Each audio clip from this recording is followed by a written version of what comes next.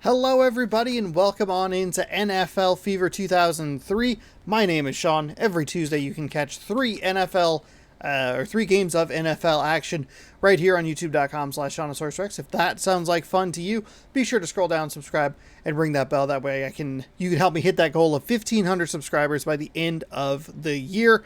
Today we have week number 7, conveniently recorded off, or coincidentally recorded on the 7th of November. Today is the 8th of November, and there's a lack of internet here for like the 4th or 5th time since I've done this show, which is not that long. So we're going to watch some football, and I hopefully won't be too distracted. So there you go. We have 3 games lined up for you. We have some teams we haven't seen in a while, so we're going to throw them on.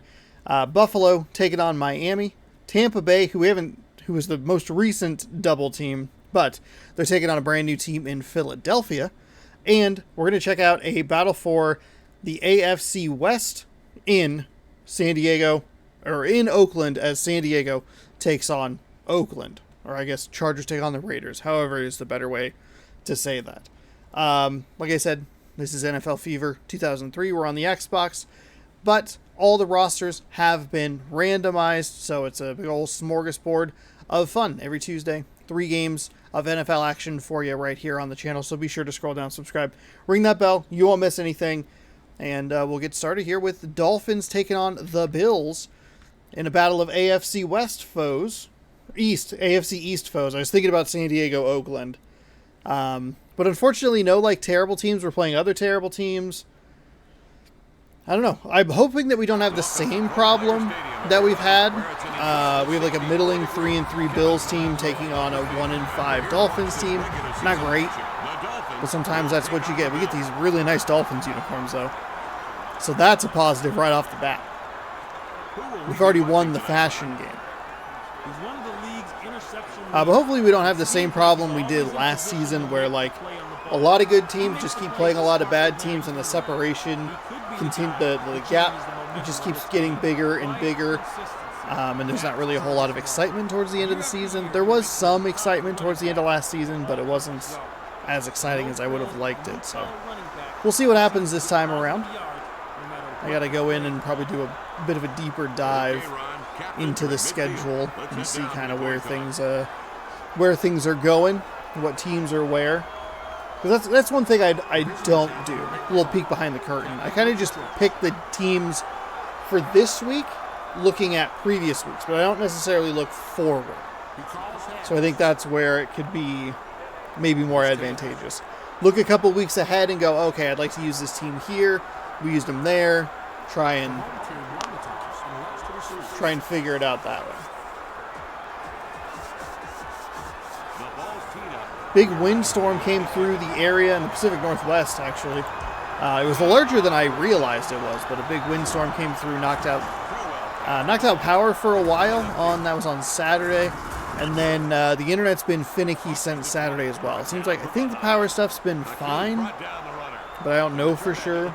We thankfully really didn't have to deal with it. It clicked off in the middle of the night between Friday and Saturday. I think it was Saturday and Sunday.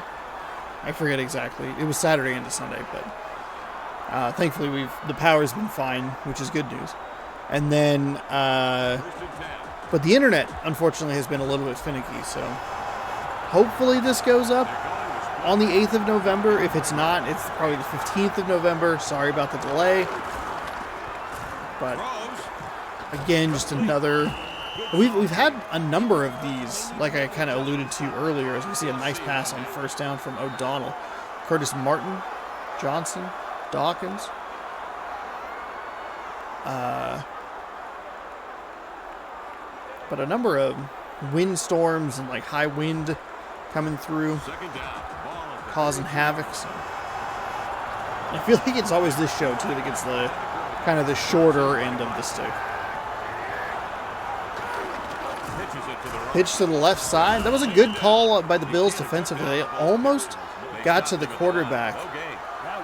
But even then, the Bills still did a good job stretching that to the outside. And no gain at best for Miami as we take a look at the starting defense for the Buffalo Bills. Third down for the Dolphins. We'll be heading to the city of brotherly love after this, and then over across the country to California.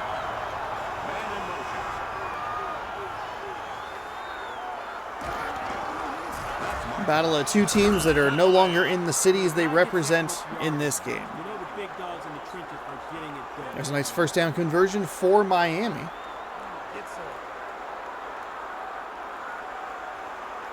Curtis Martin playing for an AFC East foe. Around this time he was playing for the Jets. I have no idea where O'Donnell played. I don't know who that person is. A blitz off the side. It's a good call. Rush the throw. Forces an incompletion.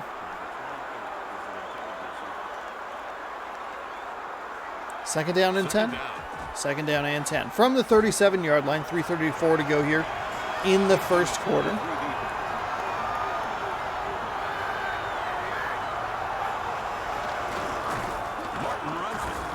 Martin up the middle for 4, maybe 5. Sets up third down and manageable.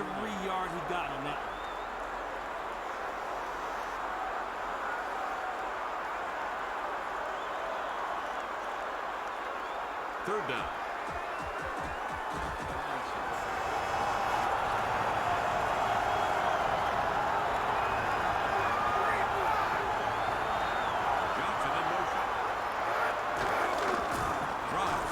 Dropping back, looking. Pressure from the left side, gets sacked well behind the line, back to about the 34-yard line. That's a big loss. Looked like he was going to try and run out of the pocket, but didn't have time. A nice sack by the Buffalo defense. Fourth down and 14 after the massive loss.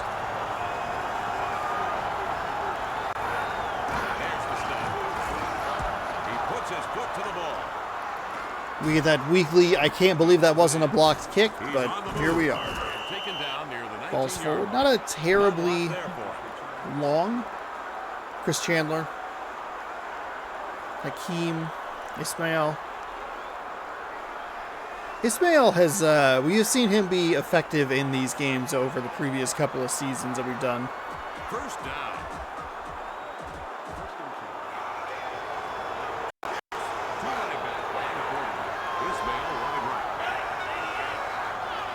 Halfway through quarter number 1, the Bills take their first snap. It's going to be a handoff to the right side, and a penalty, likely going to be a hold going back, which is unfortunate because they were going to, the gain was going to be 0. Instead, they're going to lose 10 yards. Or maybe the half the distance to the goal sort of thing. It's a weird one. It's 1st and 20, but they said it was a 9-yard penalty. It's very weird. Small gain there on, first down and 20. Second down at about 16 or so coming up.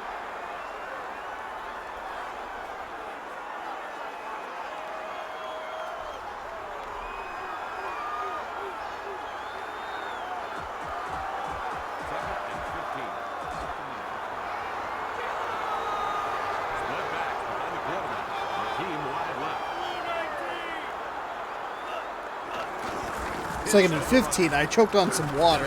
I thought I was going to be able to avoid it. I held it and I was like, oh, we can do this. My body's very confused because it is not carbonated soda. Third down and 13. Small gain on the play.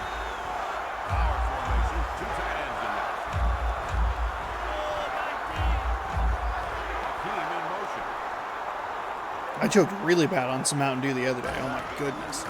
I had like a sneeze and it kind of like came out. That's off the hands of a defender. Nice defense by the Miami Dolphins. They will force a 3 and out with the help of the penalty. The Bills didn't even get enough penalty or enough yards disregarding the penalty to get a first down. So a good stand regardless. Not to put an asterisk on how well they performed. From the 40 up to the 50, they're going to have terrific starting field position in Buffalo Bills territory. But I took a big drink of Dew and held it, and I could feel that there was a hiccup or a sneeze or something that was coming. I was like, I hope I can just swallow this. I did not. It happened, and it just exploded soda everywhere in my mouth, and it like choked on it. And I was like, oh man, this is embarrassing. This is really embarrassing.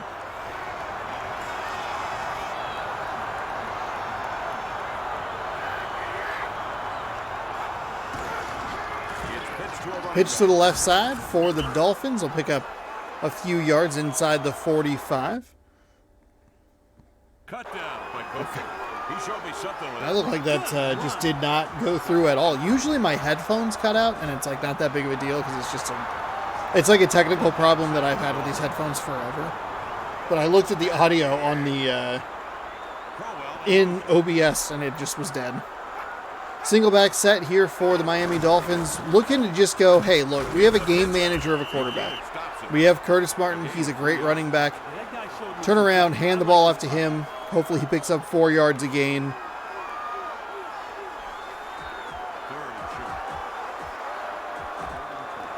And we can ride that to a victory. No score here as the first quarter winds down. 3rd and 2 coming up offset I. Looking for some motion, perhaps, from right to left. Going to hand it right up the middle. Here we go. We saw the Dolphins convert on a 3rd and short with a very similar play. Just right up the gut. Nice, easy read for Martin. A big old seal here, run there. First down. We weren't able to convert anything or do anything after that, but it was a good one play. No score through 1. Time of possession heavily favoring the Dolphins, who have 17 yards of offense.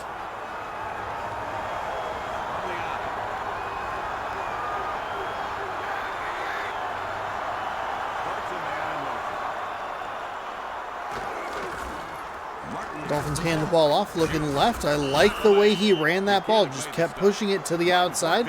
An effective juke step to the left. And a nice gain on first down. Actually, I thought he got more.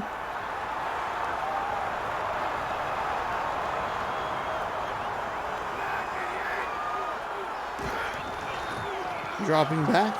Looks, fires. I don't know why he moved. That was a very weird play. That was a wide open, easy completion. That's a first down right there. The receiver just moved. The AI told him to vacate the area.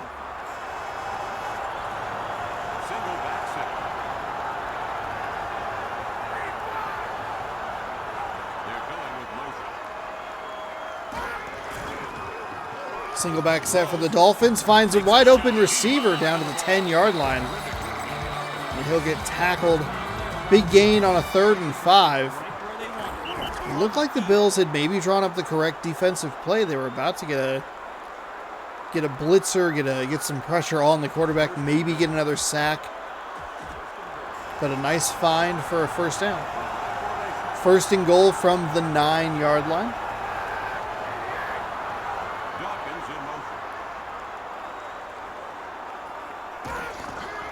High formation with a little motion. Left side. Curtis Martin spin move.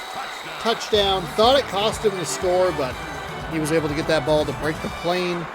And it is 6-0 Miami. The drive covered 47 yards and took 7 plays.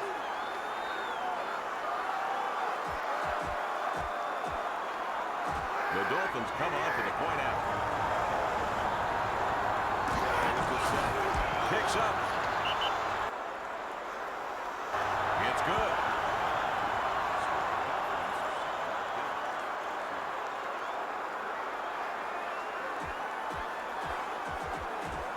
We're waiting for the kickoff.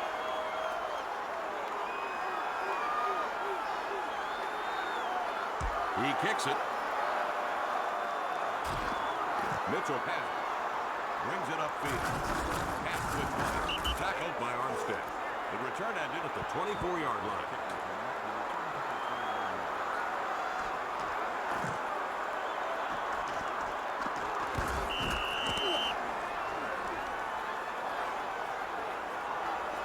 What an unfortunate time to choke on water, like 5 minutes into this video. First and 10.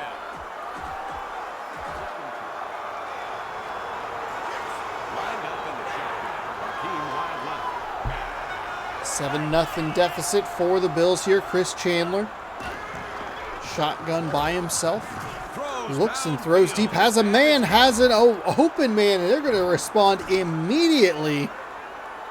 Touchdown, Bills. Willie Jackson with a one-play, 75-yard touchdown drive. His first touchdown catch of the day.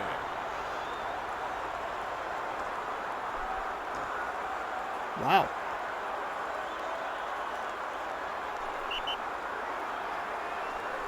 Now that was a quick strike drive. Kevin, they wish they could do that more often.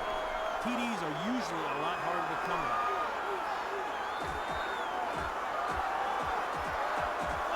It's a good thing I wasn't up that long. I would have missed that exciting play. 7-6 here, extra point pending. The kick is up. Kick is up, and we are all tied at a touchdown apiece. So Miami uses good field position and a nice methodical drive down the field to score a touchdown. The Bills come back and just one shot, 7 points. It's kicked. Great Kick deep into the end zone, or 4 yards deep in the end zone. He'll run it up, spin move right into another defender, and he'll get to the 15-yard line, maybe the 16, depending on where they spotted. But a bad run back either way.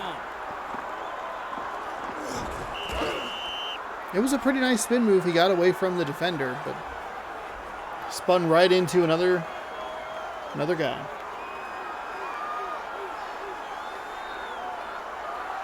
First and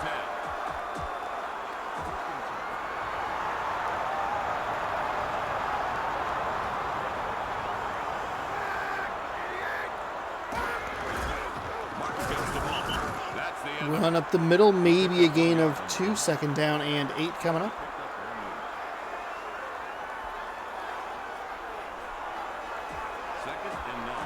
Second and 9. They're not even going to give him 2 yards. They'll give him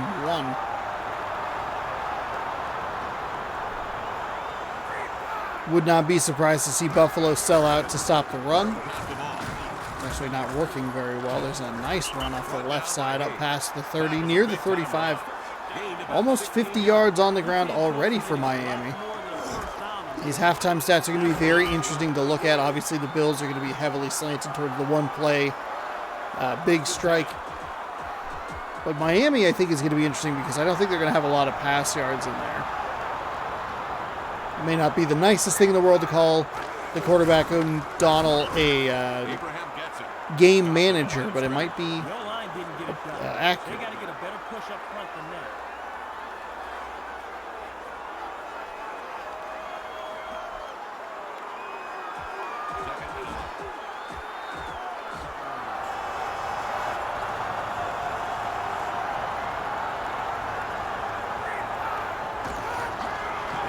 Pitch to the left side. Good job by Buffalo to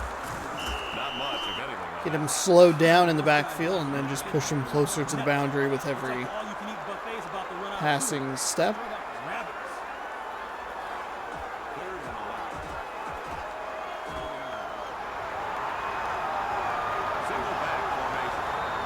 Forced out of bounds for a loss of 1. Third down and 11. Find over the middle, but a better hit to jar the ball loose. That'll set up fourth down. He didn't make the catch, but he is going to make it back to the huddle in one piece. I hear you. Maybe starting to see why the Dolphins are 1-5. Not very effective in the quarterback position. And if you can't just run the ball effectively, And he's got a great kick that time. Great net. probably not going to win a lot of games.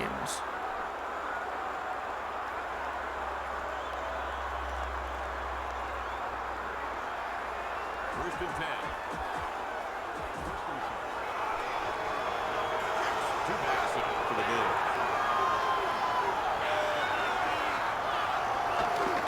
It's pitched to a running Pitch to the left side. Tries to sidestep, but no such luck. loss of 1 on the play. Will be dropped for a loss of 1, maybe 2, as we hit the 2-minute warning. They have a clear idea of what they want to do in this second. The game stops for the 2-minute warning. Exactly 2 minutes left in the first half.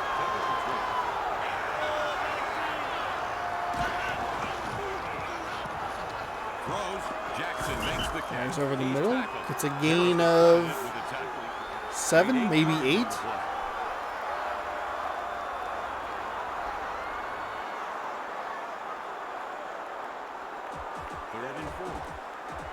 Third down and 4.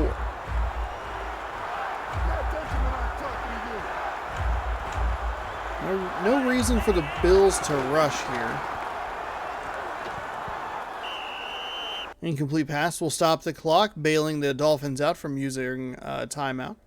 It'll be 4th down. Don't worry about it, everybody. The game is fine. Throws, ball deflected, incomplete. 4th and 4 from the 32, 31, 32-yard line. Ball snap. The kick is away. Kick is deep back to the 19-yard line, where they will take a fair catch. Pinning it back.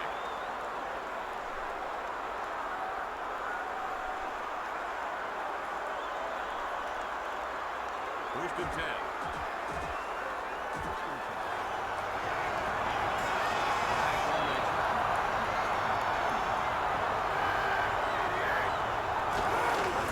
High formation, O'Donnell drops back, finds a man over the middle. He wound up making 11 We'll get a 10-yard gain, and that'll be a first down right over the middle of the field. Sometimes it's easier said than done. 1:14 to go up at the 31-yard line. Using shotgun formation.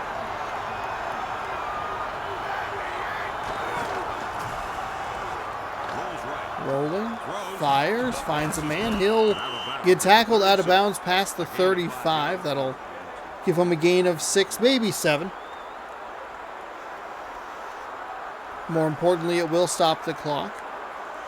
This game has some of the worst clock management I have ever seen. It's so bad. 59 seconds and a 2nd and 5.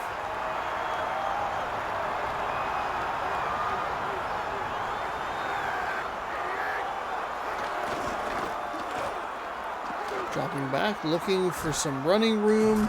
Wow, actually found some off the right side. Move to the left, move to the right, move back to the left, and then finally around the end there. 1, 2, 3. Like he was trying to spin move as he got taken down. Still 1st and 10 for the Dolphins. First and 10.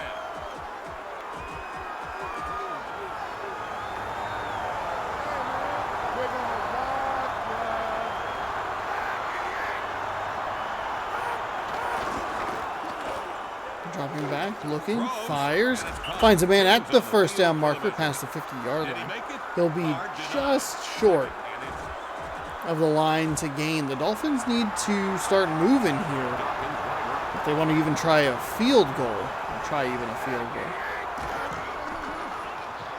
Dropping back. Fires toward the sideline. That was a 50-50 ball right there. The defense almost came away with it. Not a great throw.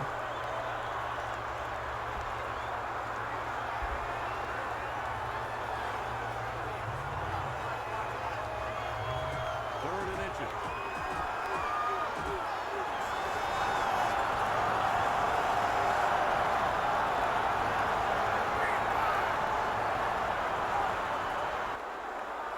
Sends a man in motion. Drops back, throws a little rainbow pass inside the 30, inside the 45, excuse me, inside the 40. O'Donnell's making some nice throws here. The stats aren't going to be as lopsided as I thought they were going to be. But they would try and keep the ball out of his hands as much as possible.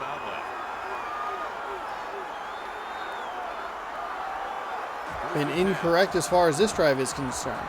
1 timeout for Miami, 17 seconds to go. Likely in field goal range, but with this game, you never quite know. Maybe on the very edge of field goal range. This is a long field goal. They need... Oh, just kidding. How about a touchdown? How is Kevin Johnson that wide open? Oh my goodness. We're going to have to take a look at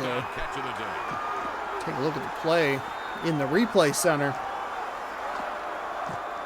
There's no reason for him to be that open. Big bomb down the left side puts the Dolphins up by 6. A little bit more of a methodical drive and still able to score with 12 seconds remaining. Let's take a quick look at this replay here. Let's see. We have kind of this tight, almost a stack sort of formation. Looked like he was kind of in motion there as the ball gets snapped. Weird animation right there, but that's all right. Number 85 and 86, they go together.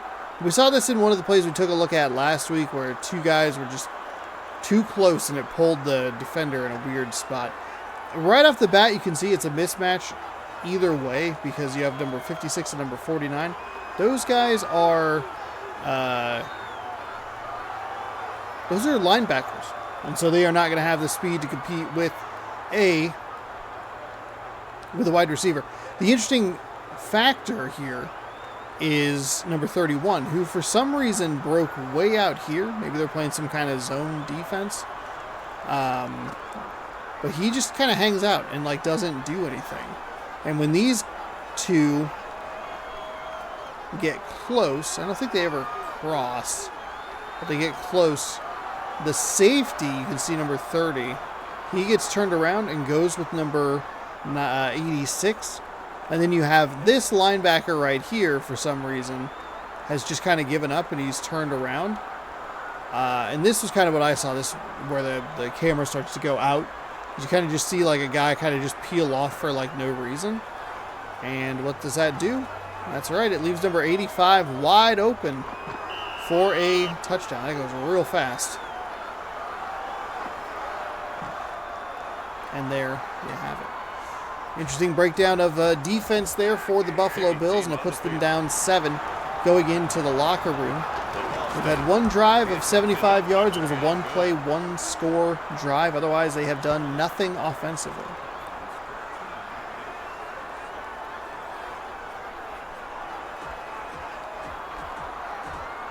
Mitchell is back deep. He steps into it.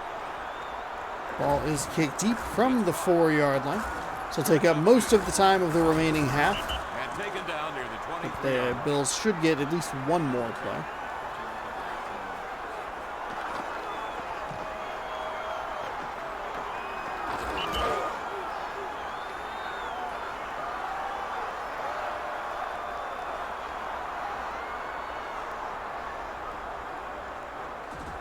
First and 10.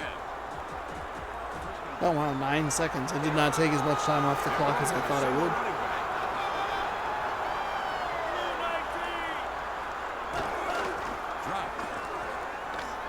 Looking. Oh, they have a wide open receiver down the right sideline. He's not going to probably have enough. Knocked away from the receiver.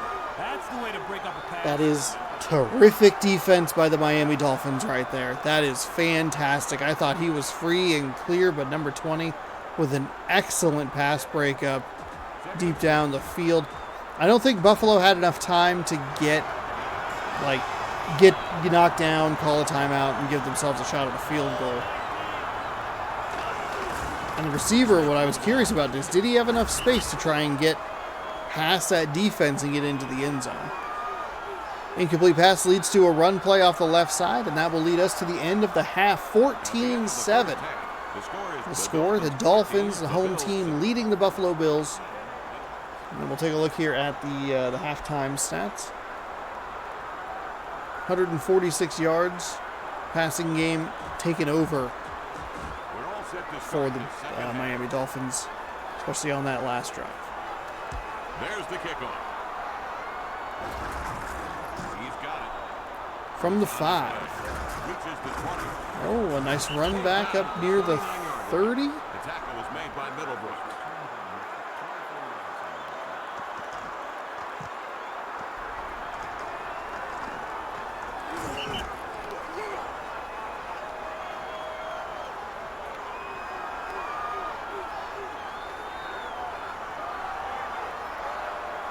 First and 10.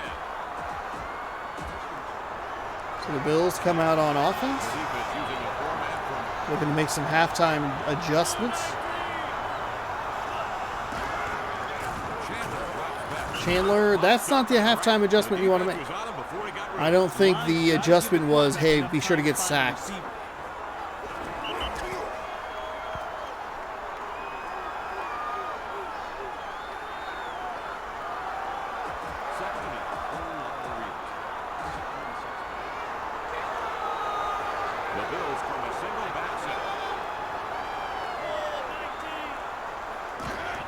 Second down and 16. Chandler looks, Throws downfield. fires. Ball tipped. Had a step And it's maybe, but incomplete. the ball had a little too much air under it. And the defense was able to collapse around the receiver and cause an incompletion. Third down and 16.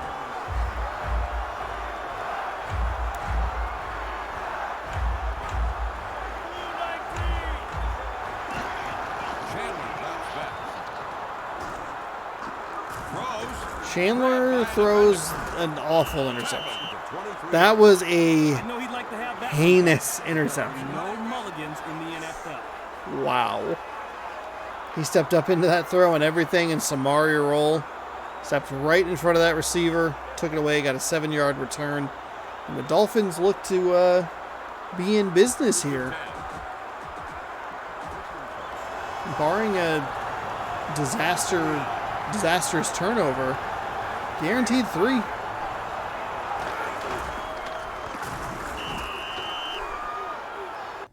Martin's looking for running room. Drop for a loss. For the guys on defense, that play is going to look even sweeter when they see it on film. Second and 12. They're going with a single running back.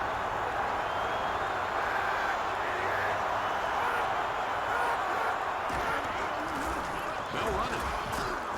Run off the right side, inside the 20. Cousin pushed the tackle. He managed to gain. Third down and very manageable Gotta coming like up that here. run. What an effort. Third and 4.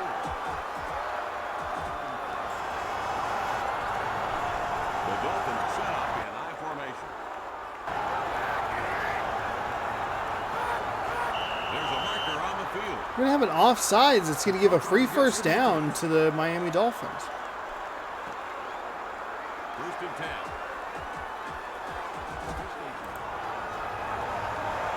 They line up in the aisle.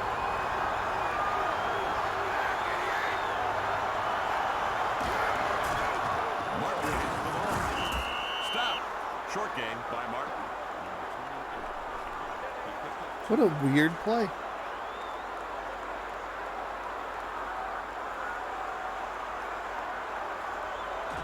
Second and 8. Didn't even seem like they did any sort of hard count or anything. They just kind of were able to draw them off. Second down and 8. Drops back. Throws. Finds a Germany receiver. makes That's the a catch. great catch by Reggie Germany. In the back of the end zone. First reception of the day. Goes for 10 yards and a touchdown. And O'Donnell's playing pretty well here. For 23 yards and took 5 plays.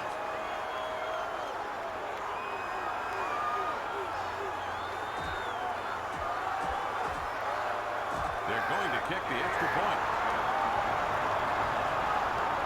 There's the snap. Ejects it. The kick is good.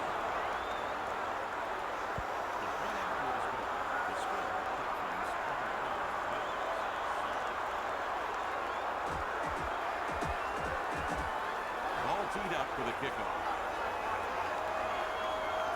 Whoa. Big kerplunk There on goes the there. ball. I forgot the Xbox was on in the middle of the room.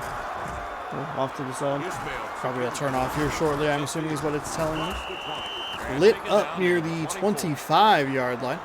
It'll be first and 10 for the Bills, now down 2 scores after the turnover on the previous drive.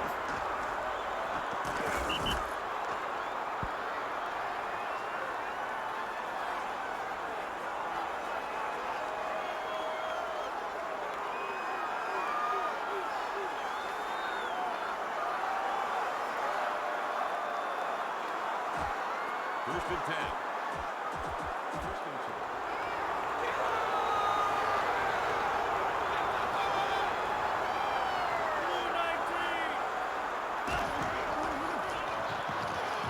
Throws. And it's incomplete.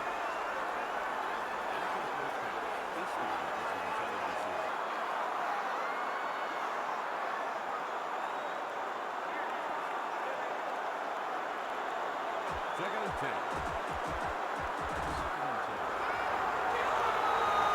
Hakeem wide left. Jackson in motion.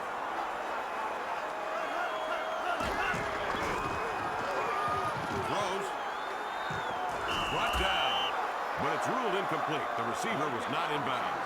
That would have been a great catch if he could have stayed in bounds.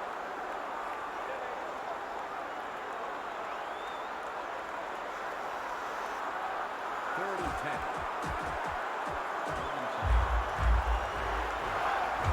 Nickel defense for the Dolphins.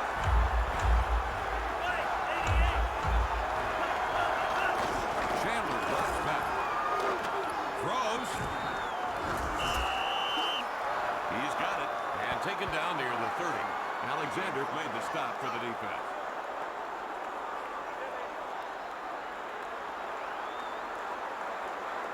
Fourth and 5. Player is the punter. Player averaging over 40 yards per kick today. The snap. He kicks it out of there. He calls for fair catch. And he's got it. Good work on the punt.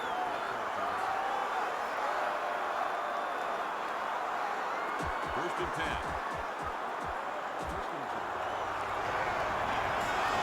Single back center.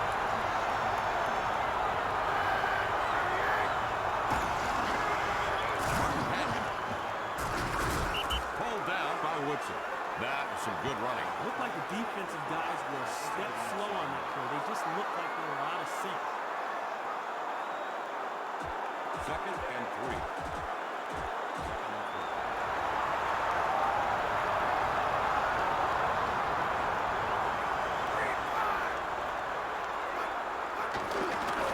Takes the handoff. He's brought down. He picked up 5 yards on the play. Man, that guy took it right to the defense. Nice run.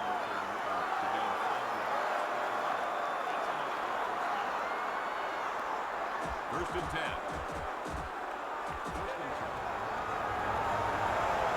Going from the out.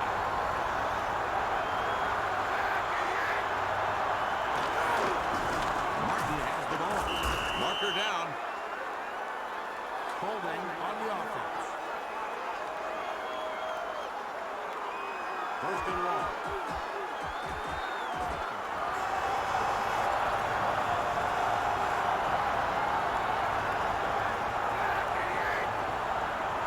Sends a man in motion. First and 20 for the Dolphins. With the third quarter winding down, a big run off that left side, and they're going to have a first down, and they're going to get up near the 50-yard line. That is a huge run. That's how you use your run game as a weapon. It's a huge run in any context, but I feel like it's a little bit bigger on a first and 20. This is what the Dolphins need to do. Just control the clock the rest of the game. Get out of here with your second victory of the season. Take down a division opponent in the process. A Buffalo team that has looked mostly lifeless with the exception of one play. Pitches it to the runner. Another pitch to the left side. Pulled down at the 40. A nice run there by Martin to at least get a couple. I thought that was just a good job of making sure he got something out of the play. Fifth tackle in this game recorded by Buchanan. 21-7 here at the end of the third quarter. 3 quarters now, and the score is the Dolphins 21, the Bills 7.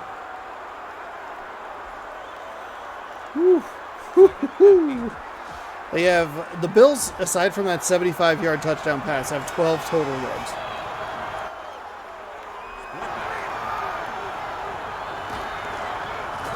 Five minutes to go in the fourth. A beautiful move there by Martin. The receiver on the outside did not hold the block long enough, and it wasn't Total denial by the wasn't able to get any gain there.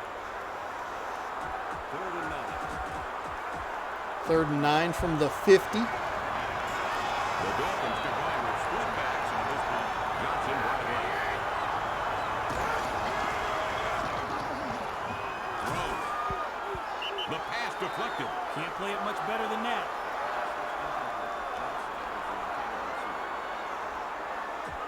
4th and 9. The Dolphins will kick the ball away. Leckler averaging nearly 50 yards per kick in this one. There's the snap. The punt is on its way. No return this time. 3 points. That's a touchback. 3 points, right? That's good. That's a field goal.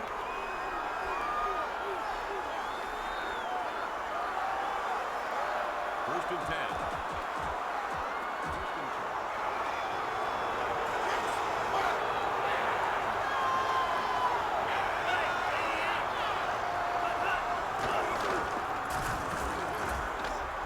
Dropping back, firing left side, finds a man, breaks the tackle, but there's a second Dolphin there to take him down. Chandler with a nice throw there. Good pickup on the block to give him enough time to get the ball out of his hand. Depending on how long that pass was, that might have been equal to the amount of yards that they had aside from the 75 yards all game long. They had 87 total yards at the end of that third quarter. 3:50 to go. Tries to run off the right side. Somehow slips a tackle right at the line of scrimmage. Gains 4 before he's taken down.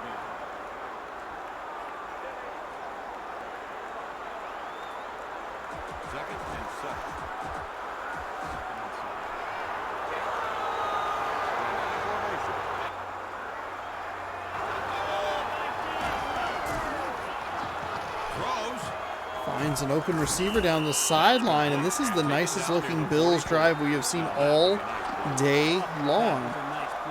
This will probably be their first snap inside Dolphins territory.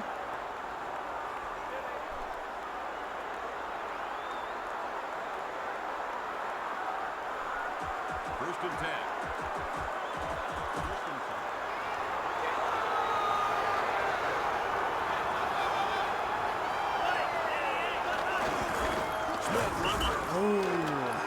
Good defense by the Dolphins there. The tackle was made by Armstead. They put the brakes on him at the line. That is what defense is all about. Nice speed by the defense to get the runner down for a loss of 1. Buffalo has to go a little bit quicker here as we're halfway through quarter number 4. Single back set. Hands the ball off. Running up toward the 40. It's good that Buffalo's not abandoning the running game, but they do need to move with more of an urgency.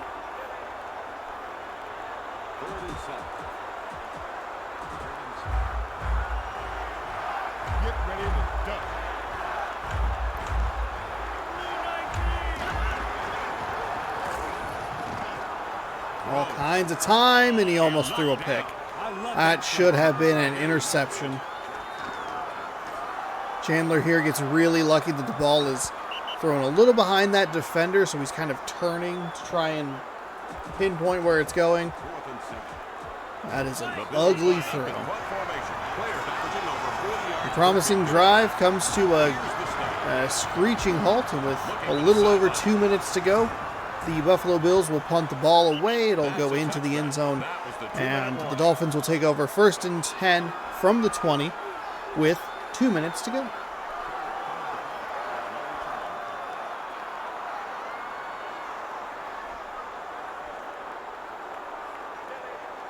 First and 10.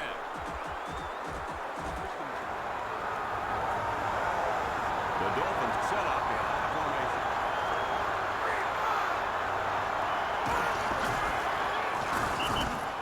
Martin for the ball. Cut down. Robinson was the tackler. He was stopped and brought down at the line of scrimmage. Defense just didn't give the ball carrier any love on that. That's some serious ball. Timeout called by the visitors. They have 2 timeouts left. Second and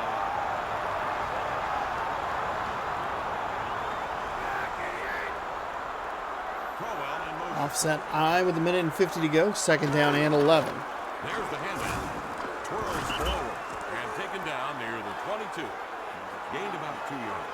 The defense boxed them in pretty good, and they didn't let the play or the runner get away from them.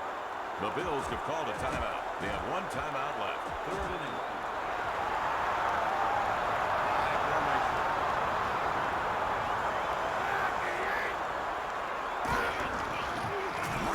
There's a nice run off the right side. Finds a little bit of room. He'll be right near that 1st down marker.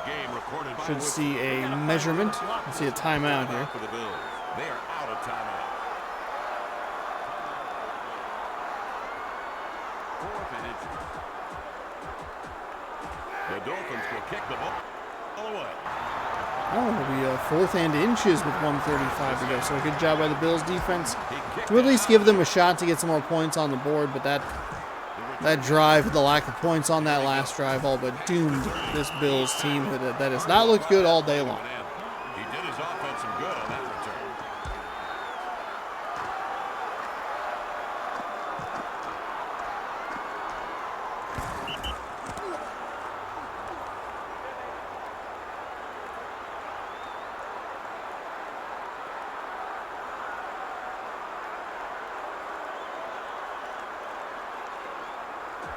and 10.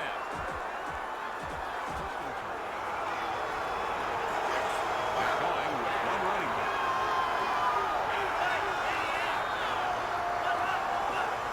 We've got a heavy yellow hanky. We have another one of those weird offside penalties. It'll be 1st and 5 on the Buffalo 38 after the penalty. 1:27 to go in a 2-touchdown game.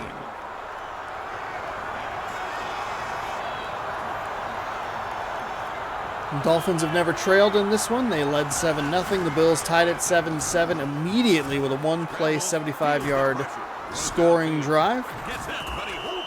And then the Buffalo Bills did absolutely nothing, amassing 12 whole yards aside from the 75-yard passing play. They looked a little better here in the fourth quarter, but it is too little, too late. Big interception by that man right there, Samari. Roll off of that man right there, not that guy. Chris Chandler. Set up the Dolphins for their third score of the game. The Dolphins haven't needed to do too much to really make this feel like a blowout, even though it's not really a blowout. It's a nice find. Going to get tripped up by the shoelaces inside the 10-yard line. 1st and goal for Buffalo. They let the offense dictate to him on that play.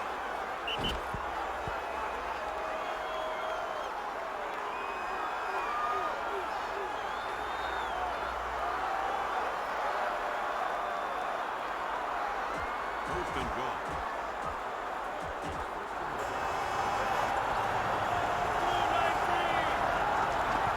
He spiked the ball to stop the clock. 2nd and goal.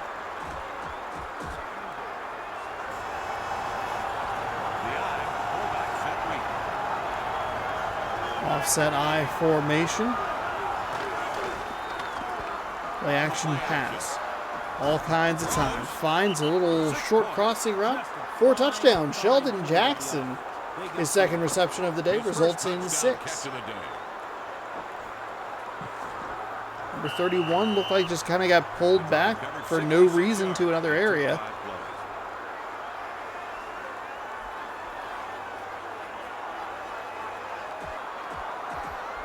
And with 23 seconds to go and no timeouts, the Bills close it down to a one-possession game. Here's the snap. Kick is up, and it's good.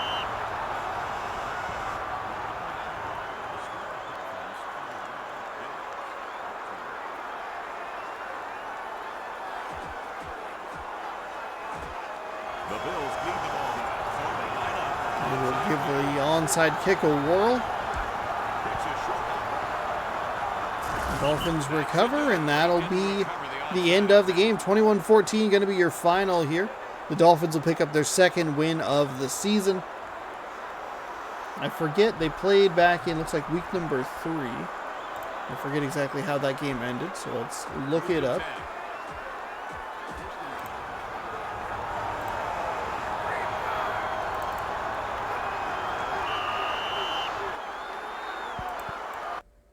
He just took a knee. Quarterbacks love that play. Trouble in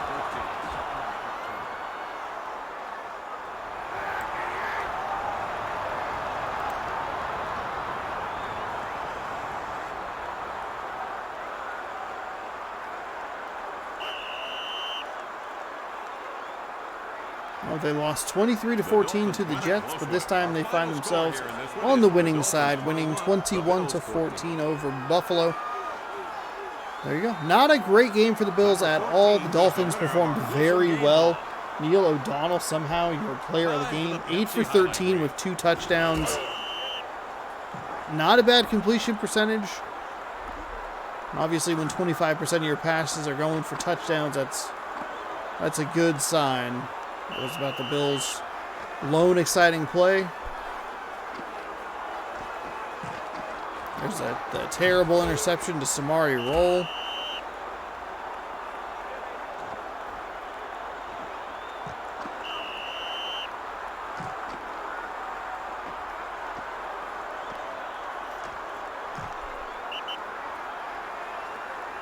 Thanks for playing NFL Fever, everybody. 212 yards. Actually very evenly split between passing and rushing. The Bills had 14 rushing yards, 178 passing yards. Nobody on the Bills somehow is decreasing as a player, which is a little surprising given how poorly they played. Game number 2, we are going to go to see Philadelphia for the first time this season take on Tampa Bay. We saw Tampa Bay not too long ago, but I figured, you know what? It's worth it if we get a brand new team in here. I think we've seen most of the teams at this point.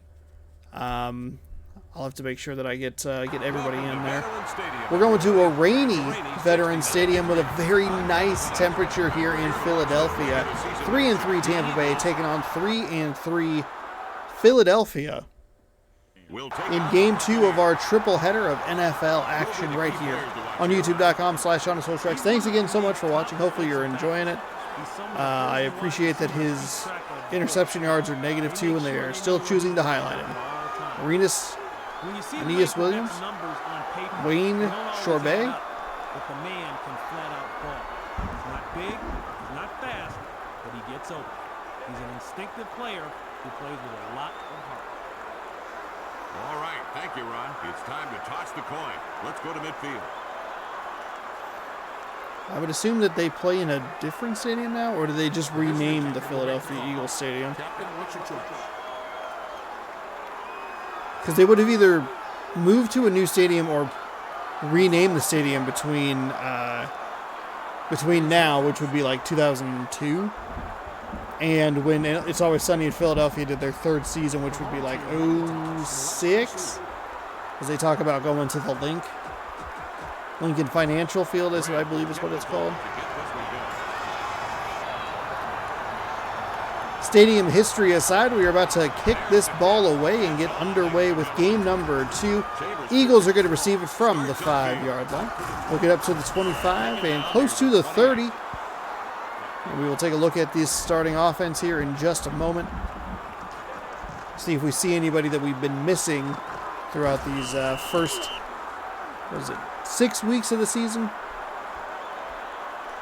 Buffalo, in the very first run we did in NFL Fever, was the latest debut that any team has had. They didn't get it until week 8 or week 9, so I'll go through and see who still needs to be featured, and we'll see what that does for next week's games. Pitch to the left side, not well blocked at all, well read by the Tampa Bay defense, and that'll be a negative play for the Eagles to start this game. Brad Johnson, Eddie George. Okay, that's a name you'd probably be missing.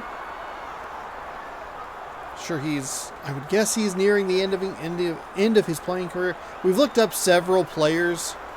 Some of the bigger names are kind of like, okay, this person's not going to play much of a factor past a year, maybe 2. I think Jerry Rice is one of them.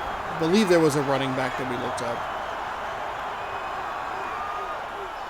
And it was like, yeah, his playing days were... Oh, it was Emmitt Smith. That's who it was. Looking for a nice pass on the outside. Thought that was going to be a loss of about 4, but instead made the man miss, and there'll be a nice gain right there.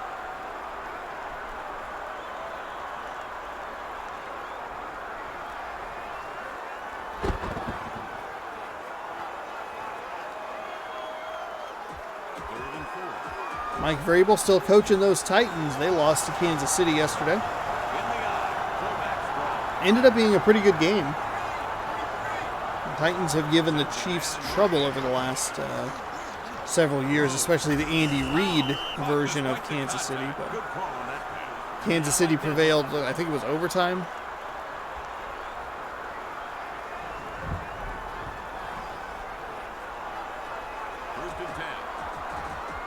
Tonight's game that's starting here pretty soon is Baltimore taking on New Orleans, but I don't have internet or television, so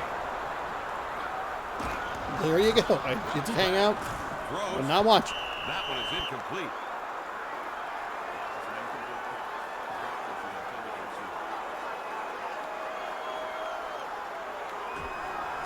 It's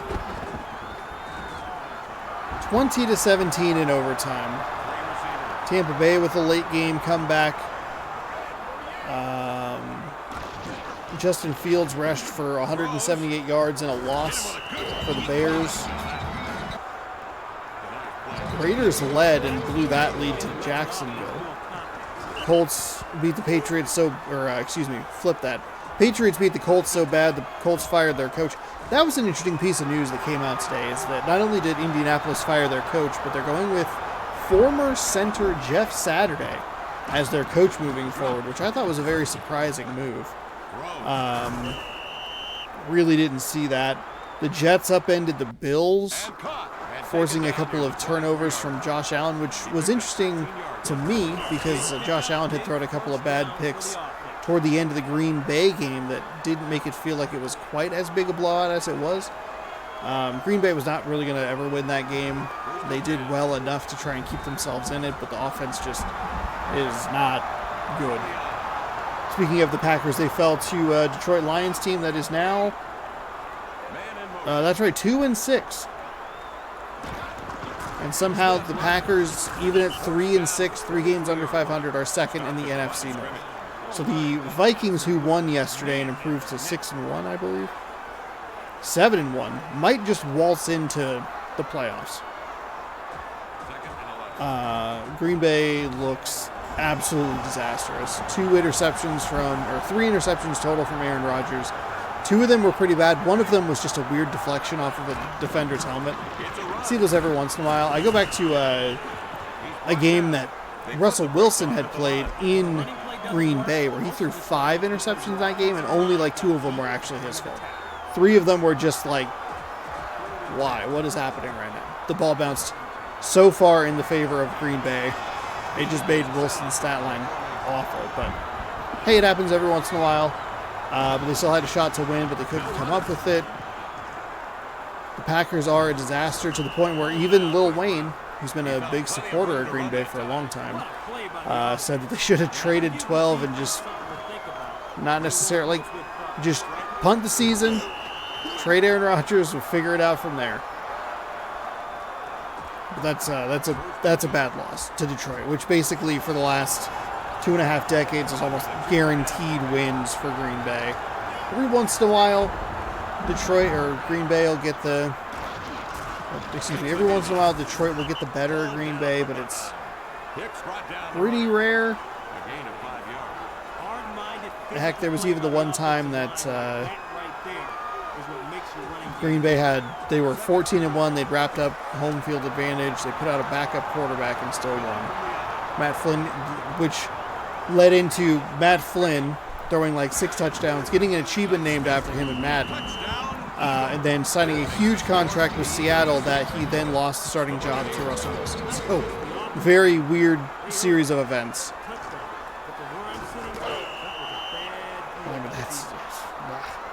Ugh. 15-9 the final on that one. Joe Mixon with a career day, an all-time day for a Cincinnati Bengals player. 5 total touchdowns.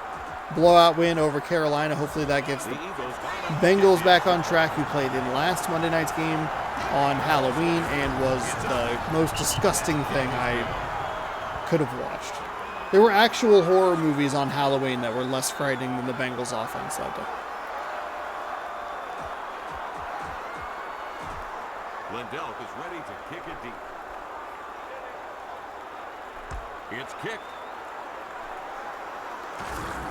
Black calls it in. So from the 3, Philadelphia uses a very nice opening drive to get a touchdown and take up most of that first quarter.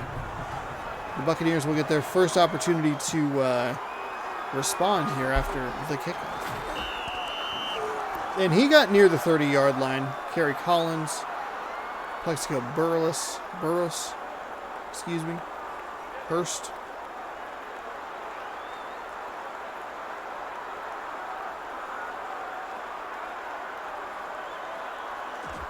and 10. It took a lot of time. Wow, it was even more than I realized.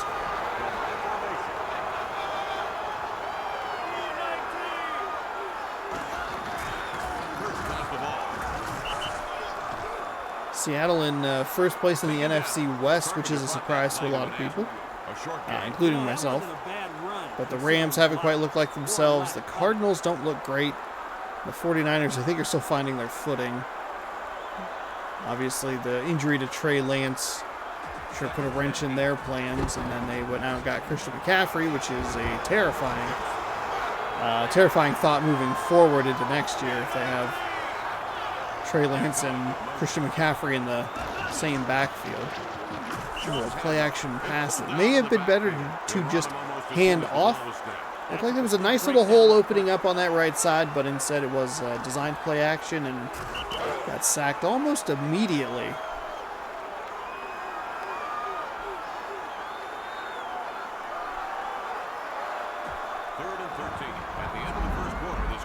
Philadelphia 7, Tampa Bay nothing. Philadelphia controlling the clock here. I don't know if we'll get the stats after quarter number 1. We do 4 minutes and 17 seconds to the Buccaneers 30 or whatever.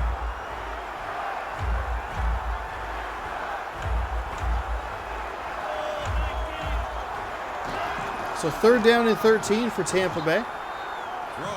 Fire over the right side and get a guy past the 30-yard line. Going to be a gain of 4. But it will be 4th down and 8. So Philadelphia takes over 4 minutes off the clock with the offensive drive, and they get Tampa Bay off the field in under a minute. Does Philadelphia have a big, long drive in their future? Nice run back there after the punt from Mitch Berger. And this will be pretty good field position for the Eagles.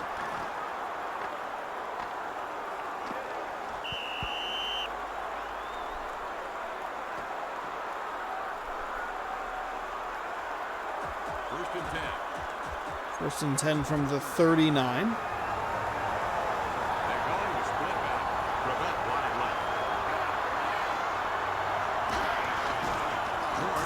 Handoff for left side.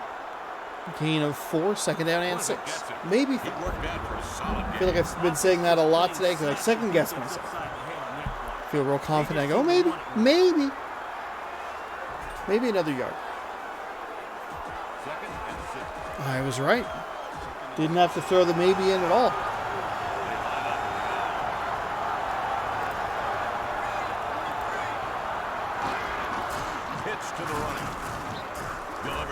Nice blow through that defender. Near midfield. Enough for a first down. Give the offense credit for a nice play and a first down. 1st and 10. Might be a bit of a bummer for the Eagles to have Eddie George go out of bounds like that. Just keep handing the ball off to him, chew that clock up as best you can. It's another defender down. Beautiful moves from Eddie George. Met little resistance on that carry. Made 16 yards on the play. That's the kind of run that increases the defense's spud count. Put a shoulder into the first defender, spun away from the second defender. Just terrific running right there.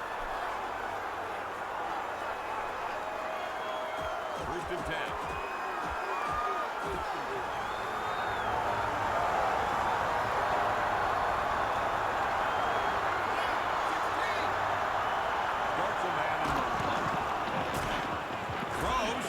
Float pass. I don't love that. Way too much air under it. Defenders had time to see that ball in the air and get to the spot. I mean, you're playing so well offensively, just handing the ball off. You're up by 7. There's no reason to give a team with like maybe negative overall yards the ball now. Philadelphia. Nice find out of the backfield. I love those little patterns, the way they work, but the throw led him a little too far and he went out of bounds. He had some green in front of him. I don't know that he gets a first down, but it's still a solid, positive play. A great throw from the quarterback, whose name I totally forget.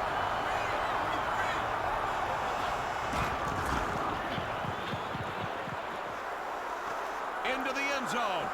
Wide open. That is a touchdown, Philadelphia. Chris Chambers, 1 reception, a 33-yard touchdown strike. Catch of the day.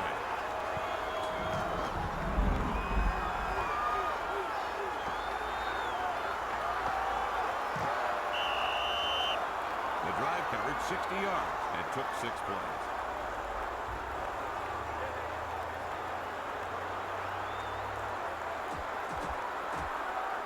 So the kicking unit out now for the extra point.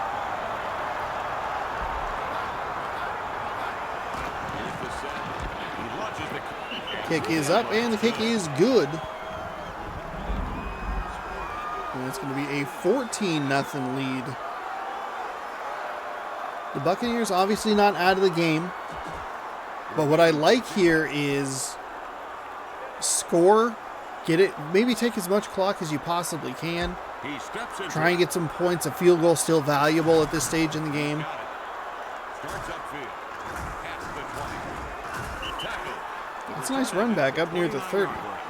But take this ball, drive it down the field, milk clock, score with too little time for the Philadelphia Eagles to return the favor, get the ball back after half, score again, put yourselves right back in this game. 14-10, maybe 14-14.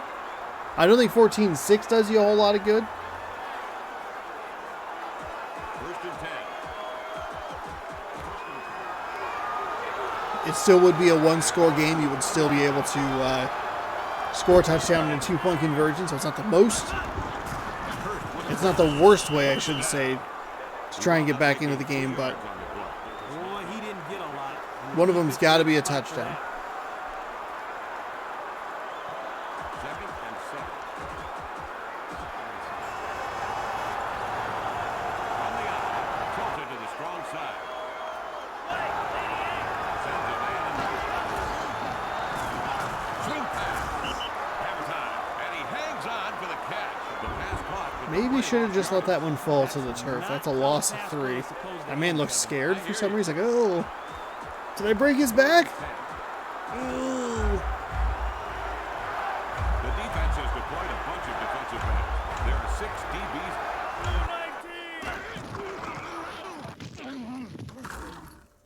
Down the field. Close. It's a nice reception past the 35, right at the 37-yard line.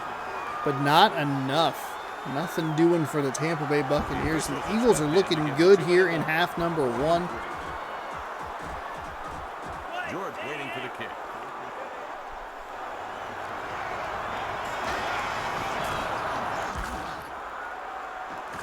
Ball snap. Kick will be returned inside the 20-yard line. 25 up to the 30. 35 nearing the 40. Puts a couple of shoulders down. And Eddie George, oh my goodness, he's returning punts. Has a long of 23 yards on the return. And it's got to be that return right here. Take a look at the replay. One guy, 2 guys getting knocked over. They don't even tackle him. They just knock him out of bounds. And Philadelphia again with fantastic field position. First and 10. First and 10 from the 42.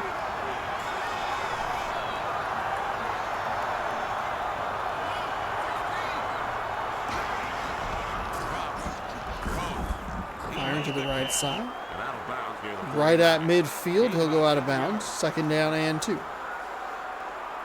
Should that be a catch? I don't know. second and 3. Second down and 3.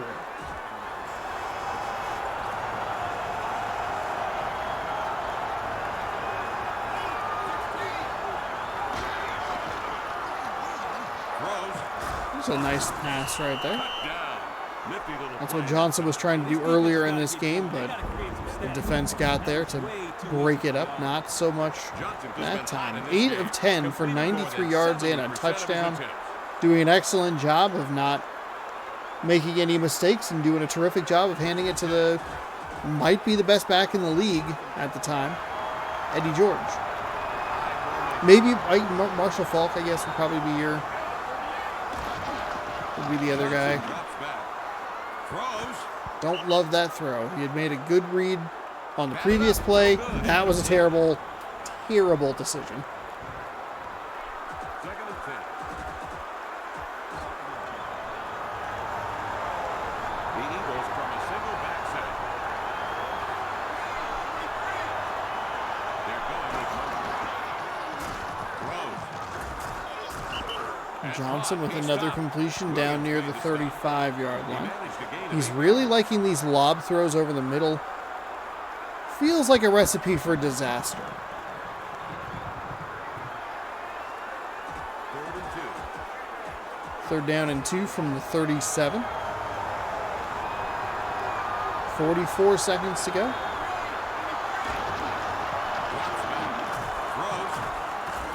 There it is. There it is. Commentator's curse, even in video game form, still exists. That's one of those where he should have just pulled it down and run. Again, it's a lob pass over the middle.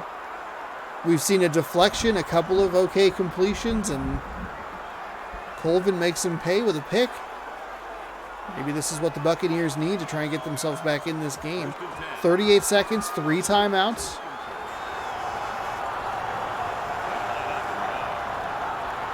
You're 50 yards from a field goal. Actually, that's probably a little bit too much. Apologies. 40 yards for a field goal. Instead, they just run it off the left side. Oh, someone will take a timeout, though it doesn't make any sense why you would. It was Tampa Bay. They gained 1 yard on that play. Stop running the ball to the left side. Stop running the ball at all. We're going to get a free 5 on this. I don't know why this has been such a problem today. Dang it, wrong side. 2nd and 4. Going from the gun.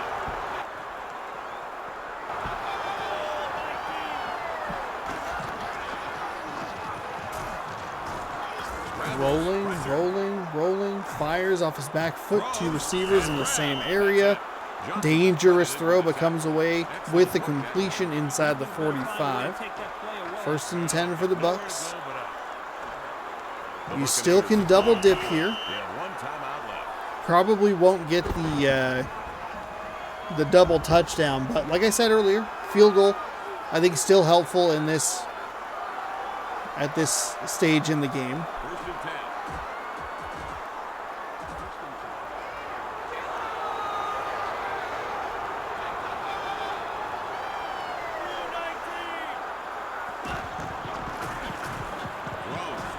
Going over the middle. Puts a shoulder down, knocks the guy over, and he'll be inside the 35. 3rd and final timeout here for Tampa Bay. They really mismanaged this by taking the timeout after running the ball. 9 seconds to go. We'll see a field goal attempt here. This is the correct call. You cannot mess around. We're going to get a penalty. We're going to get a free 5 yards. Ooh, a false start. How does that change it? So it's still going to be a field goal. I'd centered the ball up. Kick is away, and it is a false start short. Oh, no. No good, Shane Graham. Maybe would have barely made it from 5 yards closer. But a false start dooms the Buccaneers and potentially takes points off the board.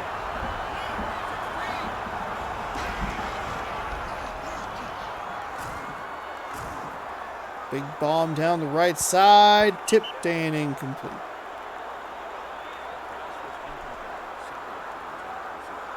I like that. I like that from the Eagles. Just go for it.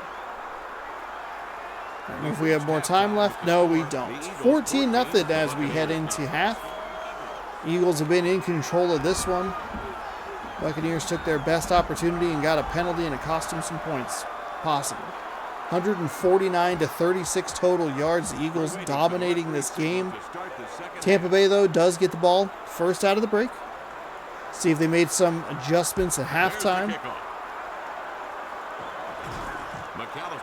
And from the 4-yard line, they run it.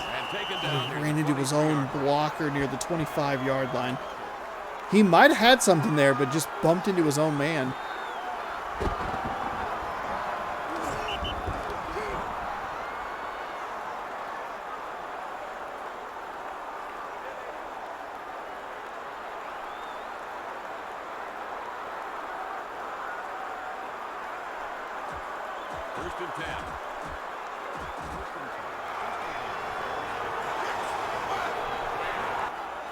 Two running back.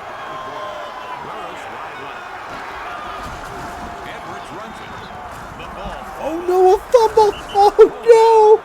It's as bad as you could imagine. A turnover on the first play. The defense gets possession of the ball. That turnover should give the Tampa defense a Bay, boost. what are you doing?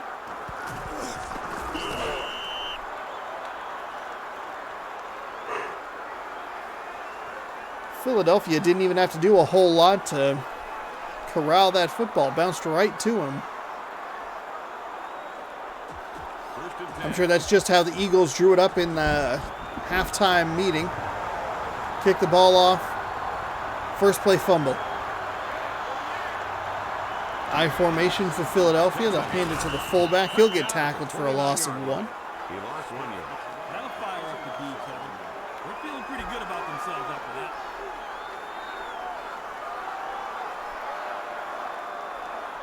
Second and 12. The Eagles are set up here.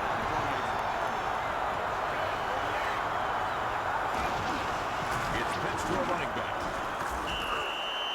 Pitch to the left side. Doesn't yield a whole lot. Pretty well blocked by the Eagles. They just didn't hold on to those blocks long enough. Just roll over and play dead. This is the NFL. That means no free lunches. You got to earn your score.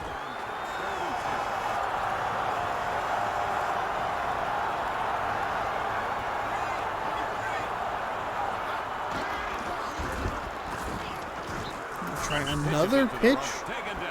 But Tampa Bay doing a much better job here in this second half already of slowing down this Eagles rushing attack. That is 3 runs for a net of 0 yards, a loss of 1 and 2, a gain of a yard, and then a no gain. Kick is up, and the kick is good for the Eagles. So the Eagles turn the fumble into 3. Nice job on that one.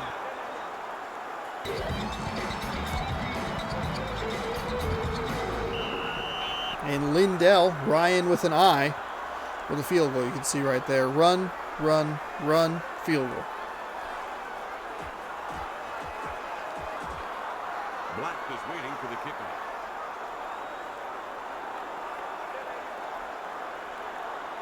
He kicks it. The return man has it. From the 2. Cut down. Bentley took down the ball carrier. The return ended at the 25-yard line.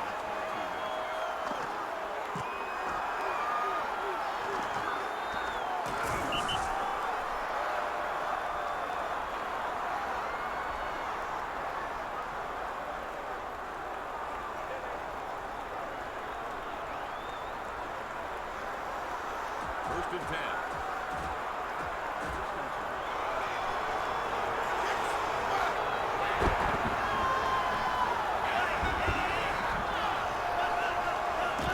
First and 10 from the 25-yard line. A handoff up the middle is going to go for a nice gain. Second and short coming up. You know what the problem was there? The defense didn't And the Buccaneers rally managed to around hold him. the Why does he look scared? I don't want to fumble. Please. I don't want to fumble at all. I don't want to ride the bench. I work so hard.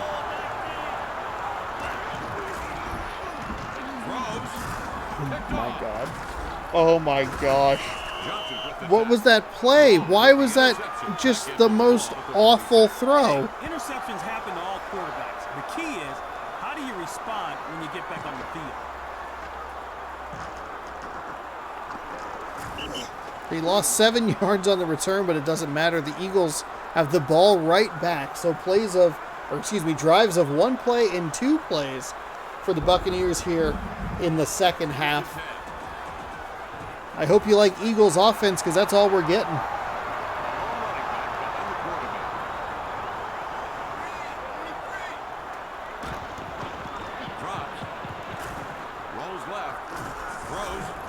That was a very dangerous throw. A little surprised he did not get sacked. A lot going on there for a gain of 2. Good job by the defense. They know it's a short term.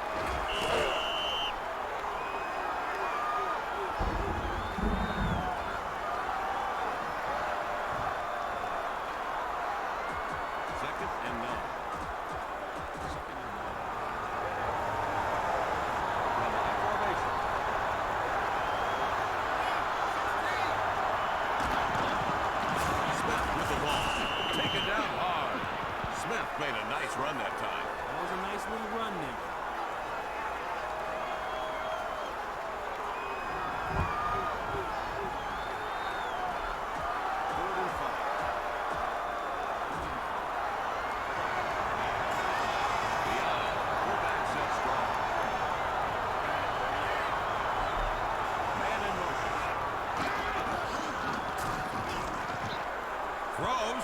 Defended at the line. Man, that is another bad throw. I don't love these lob passes over the middle.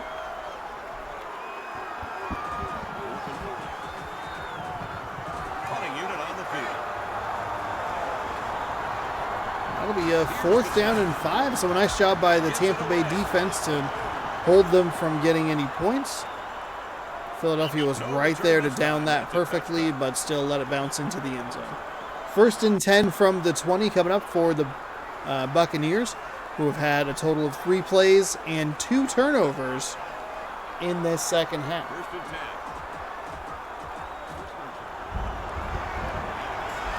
They're going with a single running back. They're going with motion. Hands the ball off. A couple of little side steps to the right, and he'll get 4 yards. But his blockers will appreciate the effort. He just didn't quit trying. Second and 8.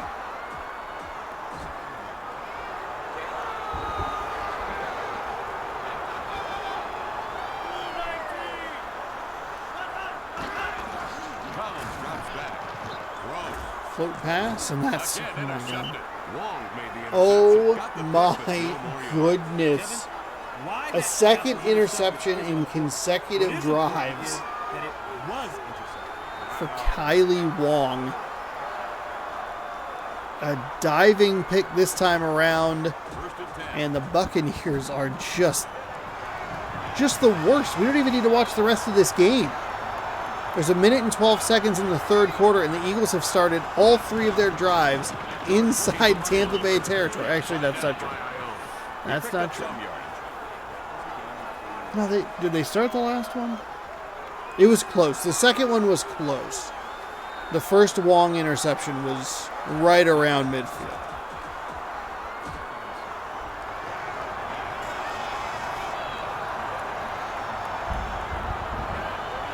Second down and 7 from the 26.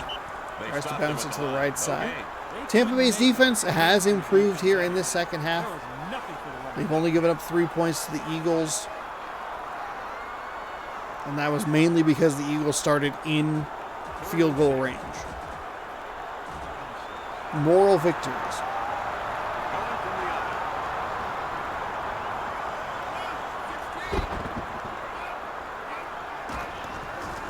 Takes the handoff. Tackle Tries to made. find some room off the right side.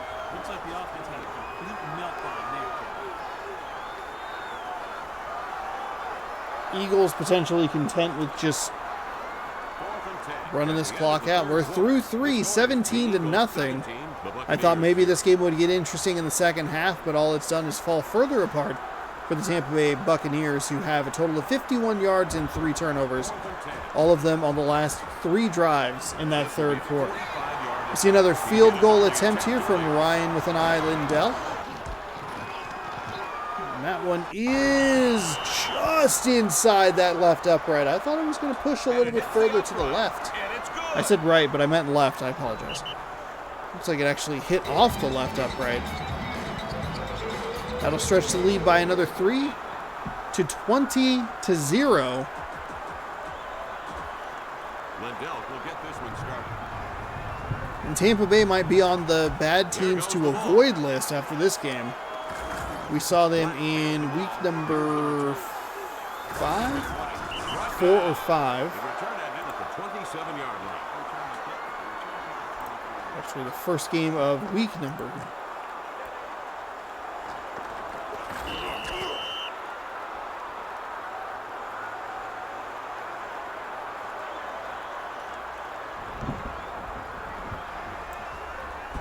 First and 10. Week number 5. We're going with a 34 defense.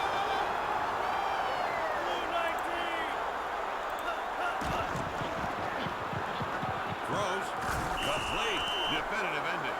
Wong made the stop for the defense. Made 7 yards on the play.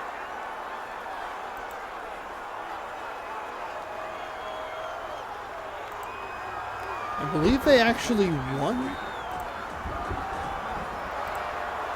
See if I can get the final here. Yeah, 14-7. They took down Atlanta. So they're not nearly this awful. Throws. He has it tackled from behind. The tackle was made by Wong. Nice work on that pass play. I wonder if I need to give this game like a little reboot. Let's see how accurate he is when he's running through the line. Seems like the audio glitches are becoming more and more persistent.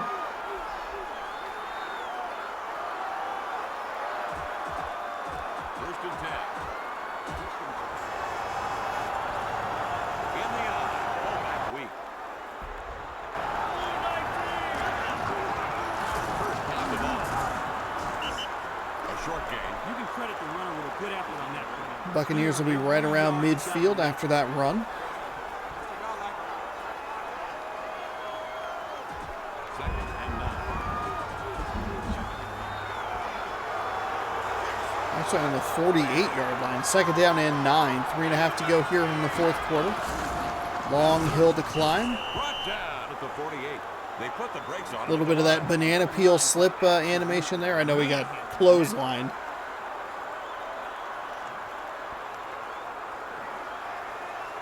Third and 9.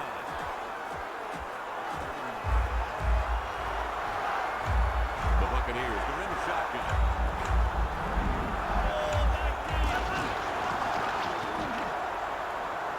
Dumps it off.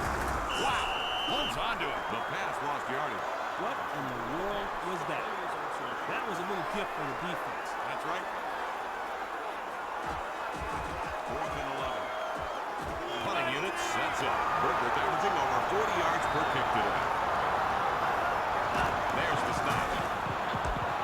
Launched a high floater. That's a touchback.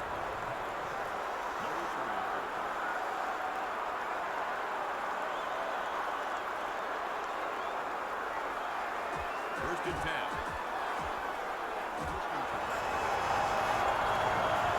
Two back set. Not bad to the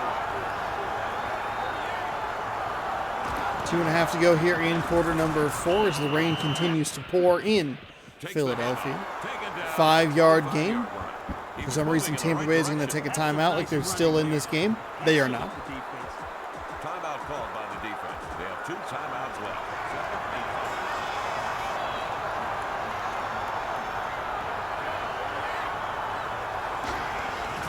Drops back. Throws. George makes the It's a nice catch up near the 40 or 35-yard line, excuse me. He's got to try something different here. This stuff ain't working. Eddie George doing a little bit of everything today for this Eagles team. First and 10. Moving toward the 2-minute warning. Hopefully Tampa Bay has just given up on using their timeouts. That's the 2-minute warning. 2 minutes remain in the fourth quarter. First and 10.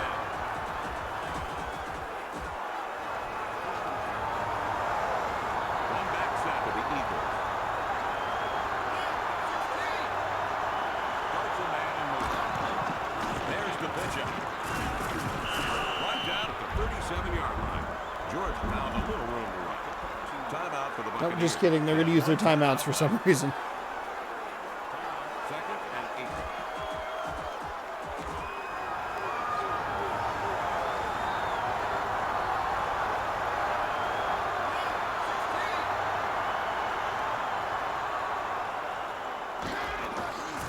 George with the ball.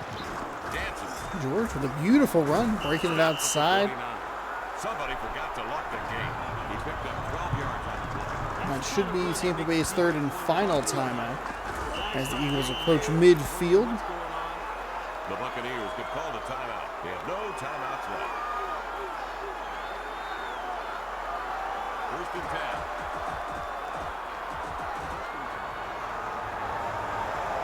From the eye.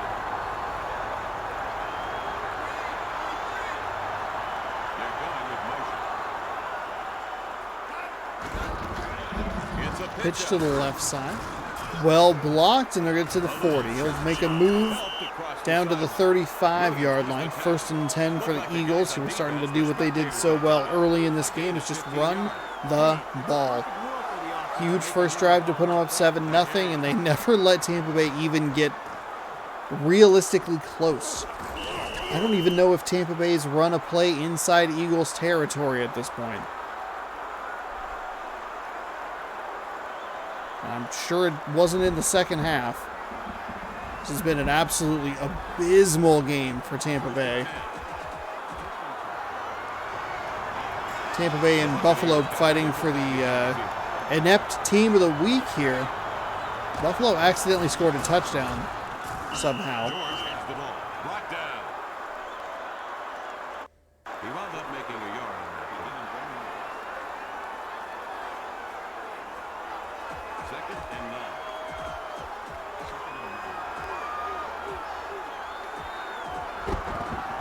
They're just trying to run the clock.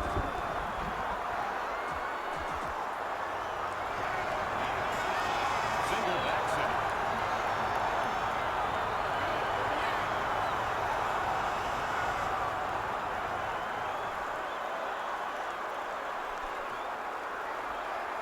Finally, some good clock management here. One of the things I really enjoy about the new Madden games is that they'll run the clock down and pick the amount of time left on the play clock. Absolute domination by Philadelphia. You see there, 12.5 minutes to 6 and change for the Buccaneers. Time of possession wise, leave that defense on the field for a long time. They had a couple of good possessions. They gave up 6 points, but that was because of the starting field position, more so than the defense breaking after those turnovers. But this is the drive where they put it away. Philadelphia 20, Tampa Bay not a darn thing. We'll be taking a look at one more game that's hopefully more exciting than this coming up in just a moment. We're going to head to Oakland. There's your game. 47 yards on 7 plays to salt this one away. Tampa Bay wasted everybody's time by taking time out, so thanks for that. They also wasted everyone's time by showing up today. The Eagles would have been more entertaining without the team on the field at all. Wong, unsurprisingly, your player of the game, 2 picks. And there's the first one, a diving interception. There's the first one.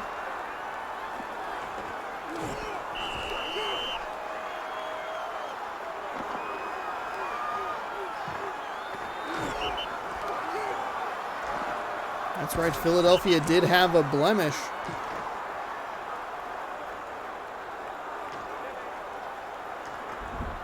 They did throw an interception, but it did not matter. 200 yards to 69 total yards. Noise, 3 turnovers. 6.5 minutes to 13.5 minutes.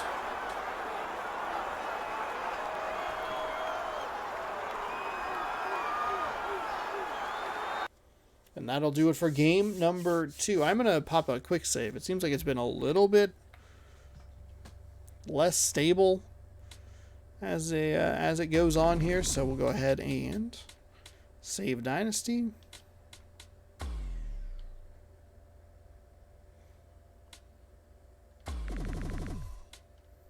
Oops. Schedule. And we are going to head to Oakland for a battle of top teams here in the AFC West.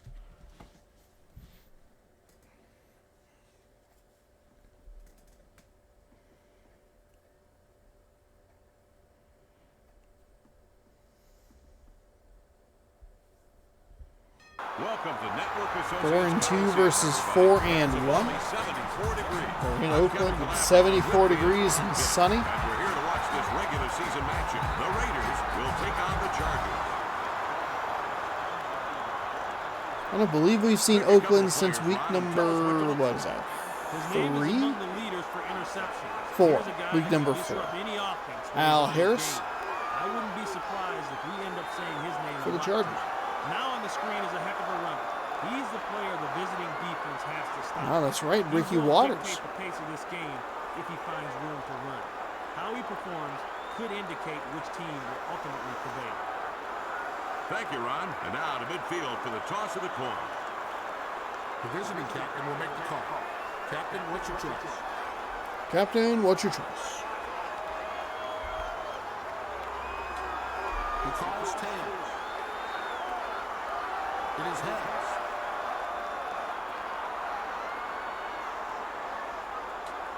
The home team won the toss and elects to receive.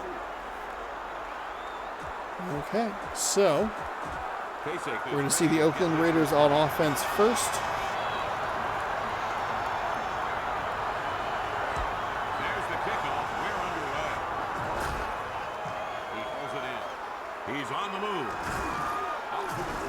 Cut down by Cole. The return ended at the 20-yard line.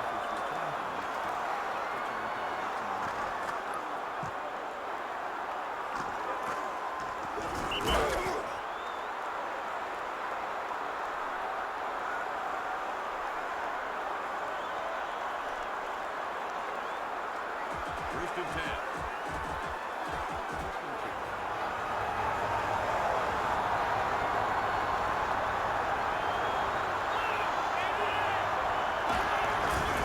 There's the handoff.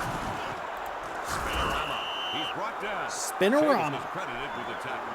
Waters with a nice effort. Mark Brunell and Ricky Waters. Keenan McCardell. Pretty good trio right there.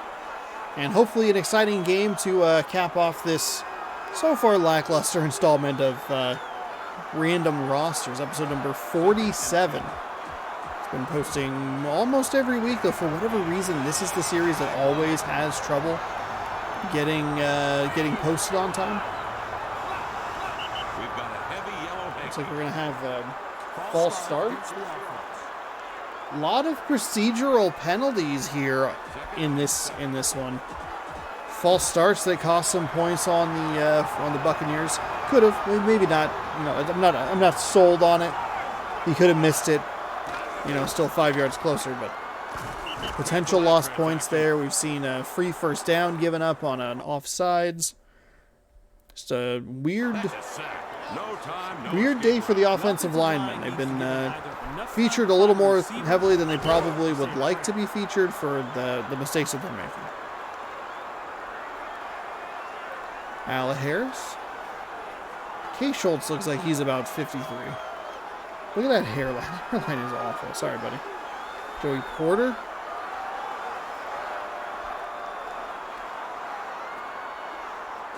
Third and 14. They'll use four receivers.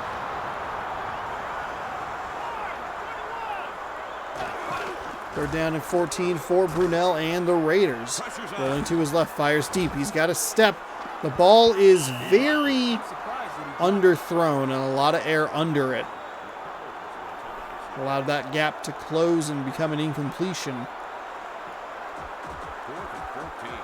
Fourth down and 14 from the 17-yard line. So the Raiders will punt it away. And the Chargers will have pretty good field position. A fair catch at about the 35-yard line. John Jett, one punt for 47 yards. Rich Gannon back in his old stadium. Jamal Anderson, Dante Stallworth, Mike Allstott, one of the few times I'll actually call out a fullback.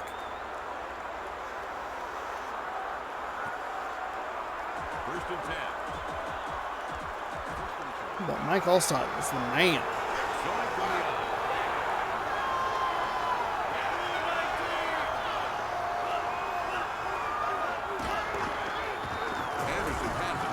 Find some room off the right side. Nice moves to get a couple of defenders to miss some tackles. He's going to be inches short of a first down. But a terrific run to start this game for Anderson and the silver and black. Second down.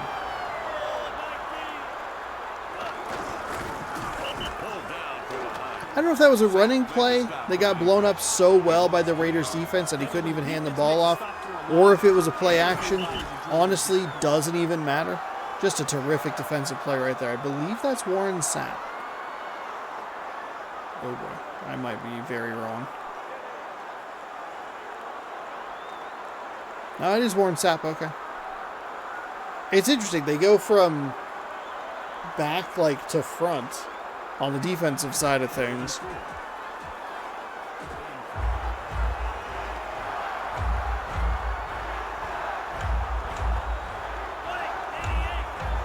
So 3rd down and 4 after the terrific run on 1st down. A 3-yard loss sets up this 3rd down. Some nice room off the right side. He could have gone where he did go off the right side or just go straight up.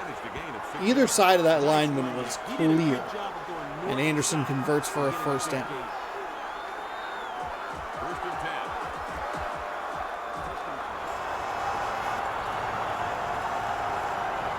They're staring at the router, waiting for the internet to come back. They're going with motion.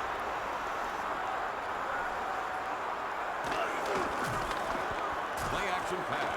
Throws. That's a nice find right there. I like that play. Nice execution by the offense. The defense needs to respond to that type of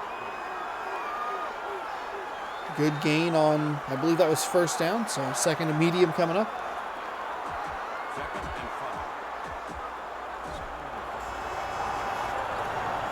The eye. Fullback set weak.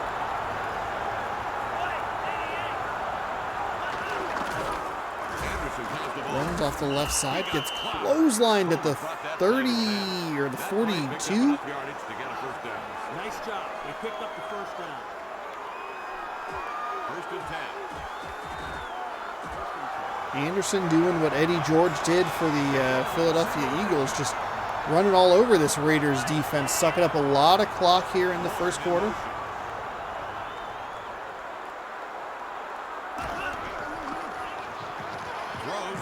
Finds a receiver at the 35. That'll be 2nd down and 4 coming up. A nice find by the quarterback, whose name I am totally blanking on. I don't remember it at all. Brunell is throwing for the Raiders. I know that. Hold on, see if we can get a... Oh, it's Rich Gannon, that's right. It's Rich Gannon. Thank God they used that camera angle right there to help me. Nice find out of the backfield, and that'll be down near the 30. Is that a Mike Allstott catch? Smooth operators there. The receiver and quarterback.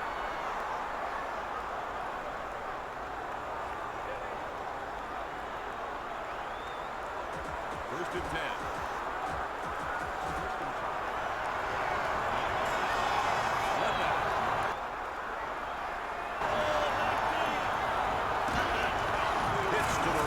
Oh, that's a nice pitch right there. It looked like it might have been a sack, but a beautiful run off the left side inside the 10-yard line for Anderson. Pitched at the perfect moment. Well blocked on the outside.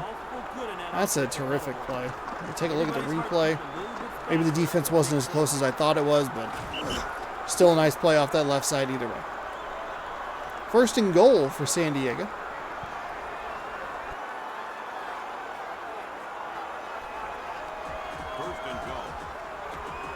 And that'll take us to the end of quarter number 1. 1st and goal when we come back from this break. San Diego on a beautiful drive here in Oakland with no score.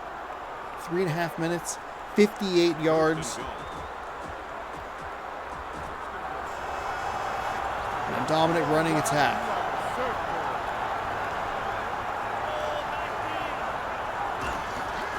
It's a handoff. He stopped.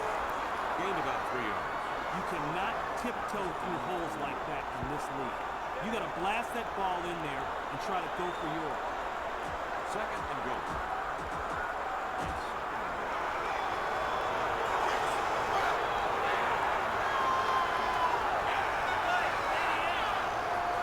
Sends a man in motion. Throws and batted down. Nice deflection in the back of the end zone. Didn't love the throw there, but there was a defender right near him.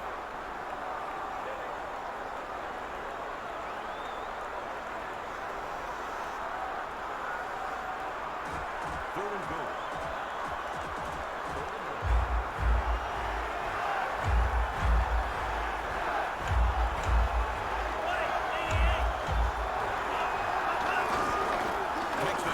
Run off the right side, touchdown.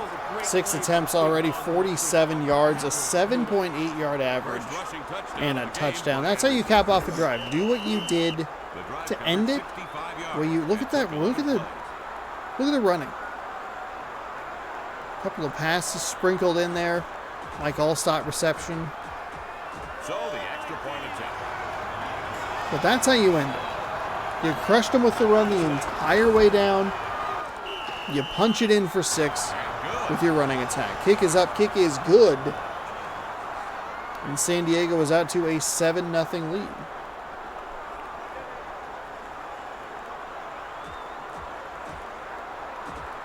We're waiting for the kickoff. He steps into it. Deep kick. Kick is away. It'll be 1 yard deep in the end zone. From the end zone. Nice blocking, actually. Didn't need the like little The tackle was perk made by motion like toward the end of that. But those 3 guys cleared out those defenders. You can see him kind of like double cover the ball and push with his arms. Just killing your own momentum there, man. First and 10.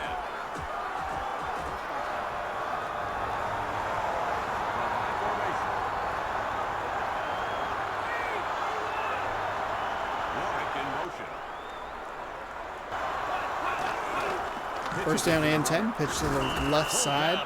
Waters doesn't have quite the success that his counterpart Jamal Anderson is having. 3-yard loss on the play. Offense plus an assignment. Big time.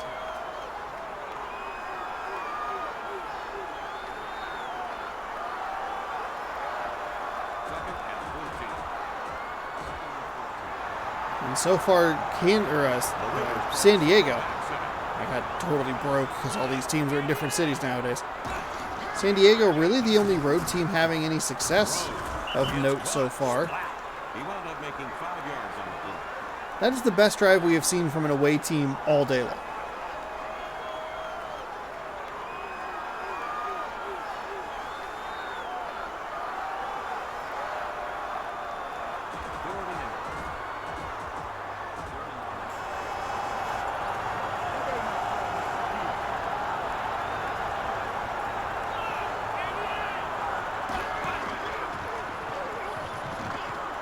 Throws.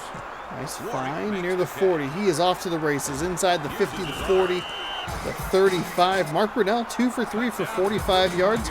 I would assume 104% came from that throw right there.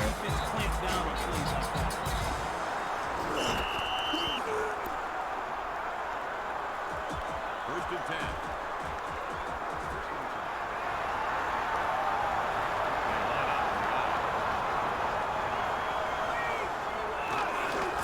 There's the Pitch to the left side. Pulled down from behind. Stopped at the Spin line of move scrimmage. doesn't really help. They'll get to the line of scrimmage, maybe a gain of 1. That's some serious ball. Second down coming up. Second and 10.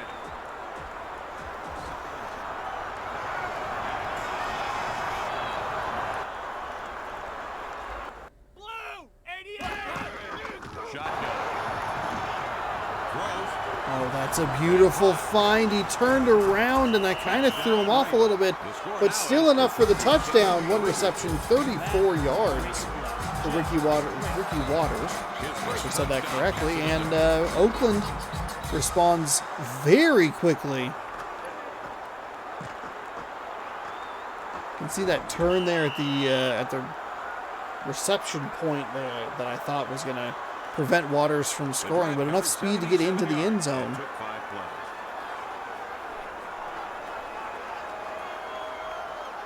Three nice pass plays, a couple of runs there just for fun. And with 2:18, we have question mark. ... Wait, hold. The kick's away. A tie game. Ties this game up.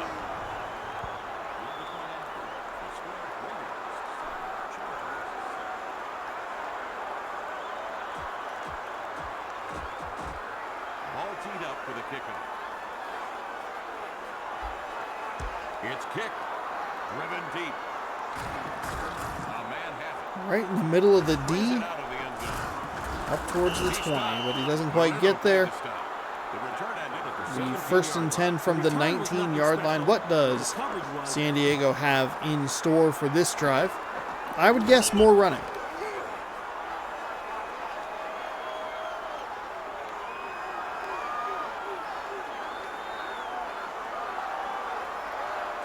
First and 10.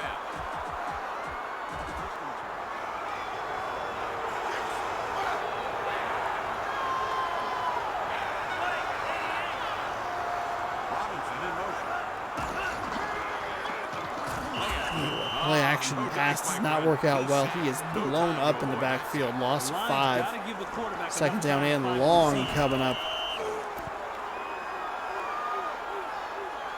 The game stops for the 2-minute warning. Exactly 2 minutes 2-minute left warning. in the first half. 2nd and 15.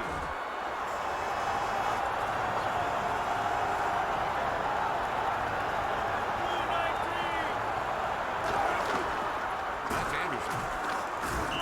Stop. Number 26. Really? The 10th anniversary of Halo 4 was yesterday. That's some nice running there. I forgot all about that.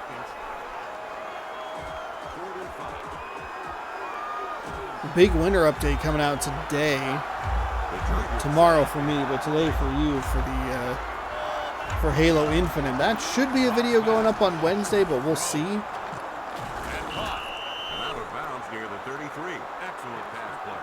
See, that first down there allows the offense to keep the defense right where they want it, on the field.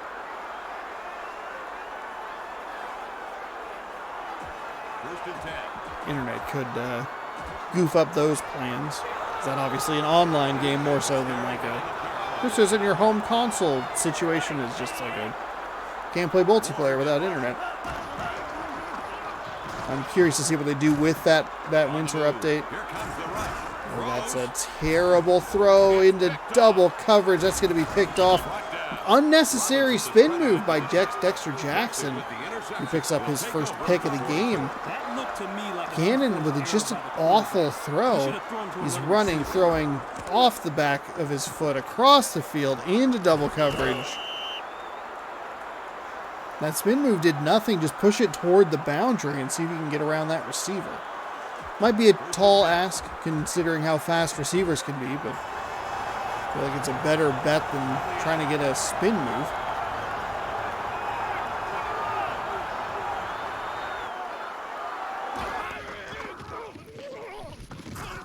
Mark Brunell looks, fires. That is a terrible throw. Not really sure who that was going to.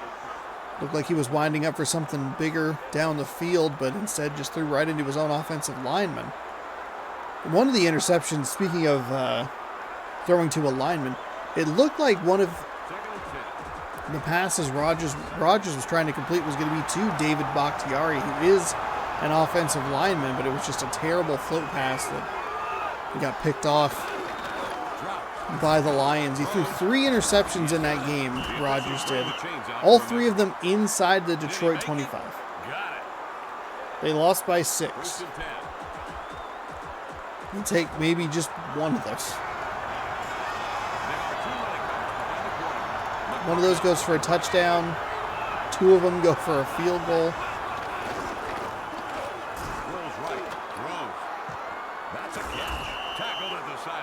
That's just one of those, just doesn't quite go your way. Interceptions glancing off the helmet, another one. There's like, I saw the replay of that and I thought, that's just bizarre. That one you kind of forgive, but the other 2 are just awful. Anyway. First and 10.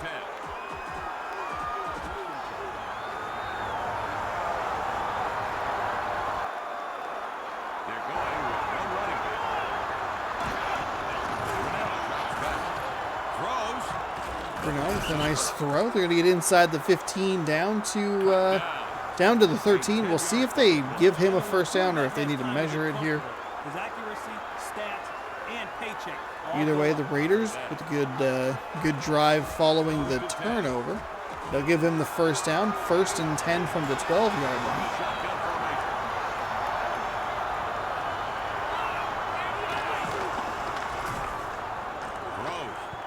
That is a beautiful bat down by the defensive back for San Diego.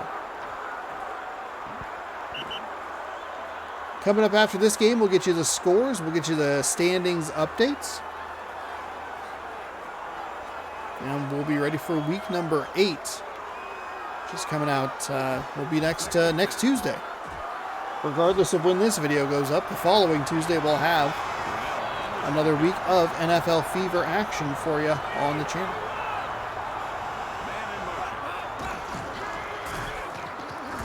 Rolls, fires, another great defensive play on the back end for San Diego. I thought that was going to be a pretty easy touchdown. Get a little more air under that one and get him in the back of the end zone, but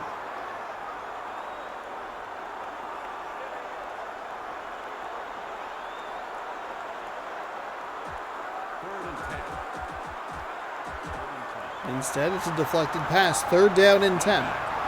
33 seconds to go here, second quarter. Raiders looking to take the lead for the first time today. Finds a man over the middle. He's going to get tackled short of that first down marker. It'll be 4th down and inches, seeing a field goal. A man saved a potential touchdown there. As I accidentally bumped the table, my apologies. The kick is up, the kick is good. Bill Gramatica with a 19-yard field goal to give the Raiders a 3-point lead, 10-7. All passes for the Raiders on that one. San Diego had such a dominant drive, I thought maybe they would come back out and just try and run it down their throats some more. And that's where they've been effective, but instead Chris Chandler with a terrible interception. I also don't believe it's Chris Chandler. It's definitely Rich Gannon. He's going to get to the 15-yard line, maybe. Terrible kick return. They need to control the line of scrimmage.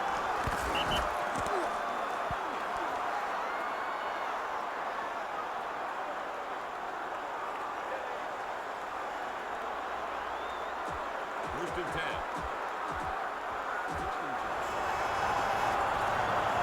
They're going with a single running back.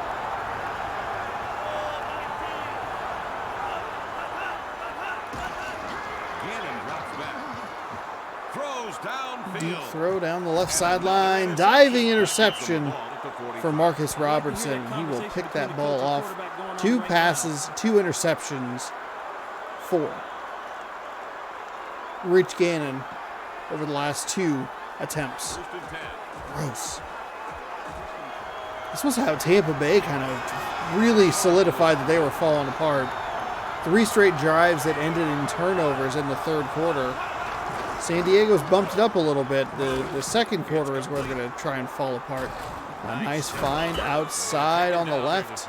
Ricky Waters down to the 25-yard line. Should see a timeout here from Oakland, and that is exactly what we do see. Right after I had told San Diego that they were the only team on the road that had success today, they elect to throw 2 interceptions. First and 10. Kicking team on the field. It's a good call. Good call. Gramatica is going to kick it. That is good for about 85 yards. The kick is good.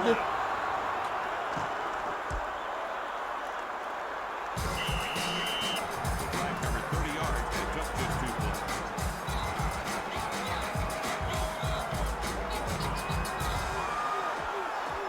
plays. 13-7 your score here. Rodgers is deep, waiting for the kick. There goes the ball. Kicks it deep. A man has it. Brings it out of the end zone. Taken down. The return ended at the 16-yard line. Considering where they are, Kevin, they need to keep things real simple.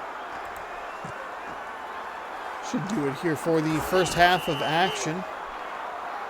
San Diego had a 7-0 lead. The Raiders have ripped off 13 unanswered points as we get ready to head to half number 2. 1 second to go.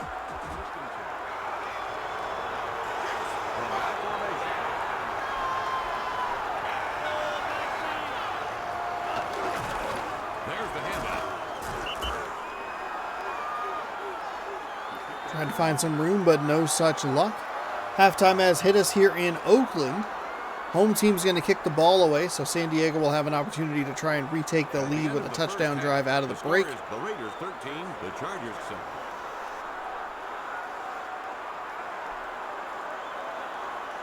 You're watching the NFL right here on youtube.com/SeanOsHorseRex. Thanks so much for watching.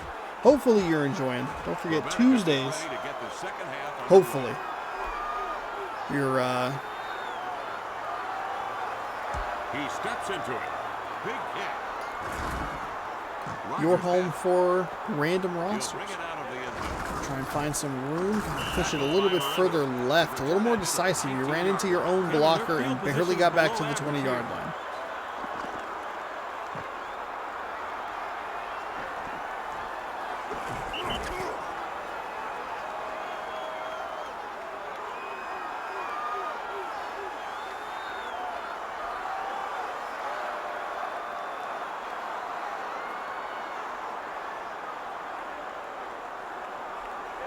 First and 10.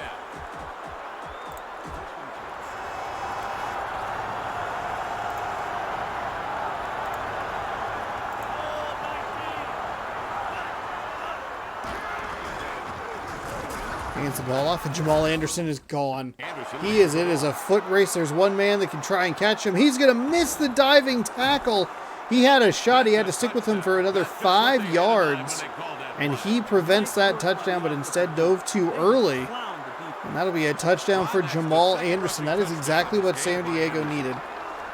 Just come out of halftime, pound the rock. That's where you have been the most effective. You can see it right there, trying for that shoestring tackle, but just a little too far behind at a one-play, 81-yard touchdown drive. Puts San Diego back on top.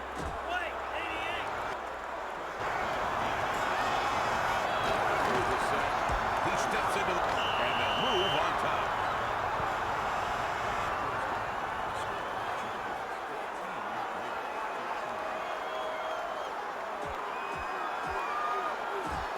We're waiting for the kickoff.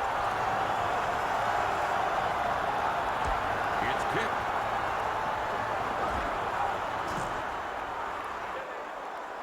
Warren has the ball from the end zone. Reaches the 20. Out to the 40. The 50. The 40. The 30. The 20. The 10. 5, 4, 3, 2, 1. Touchdown. Good golly, that's fine.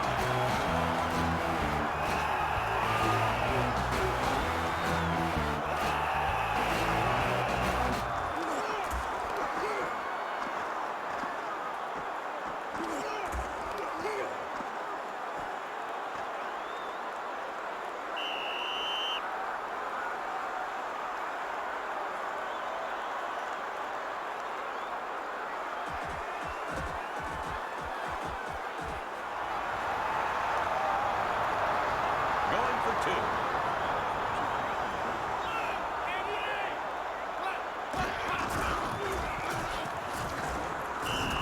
Waters with the ball, and it's good. Tack on a deuce.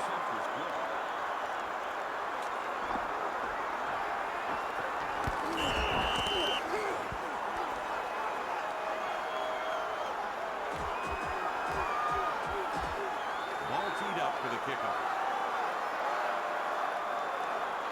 He kicks it. He got all of it. Ward gets the ball. Brings it out of the end zone. And taken down near the 18.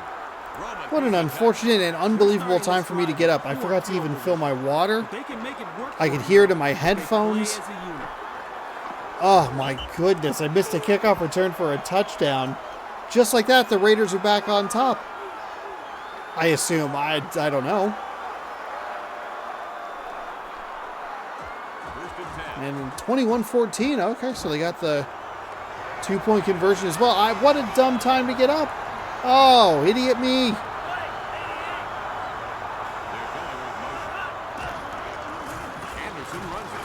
Brought down at the 24-yard line. Buckner brought that play to an end. He did some damage on that run. You know what the problem was there? The defense didn't rally around the football. I hear you. Second and 5.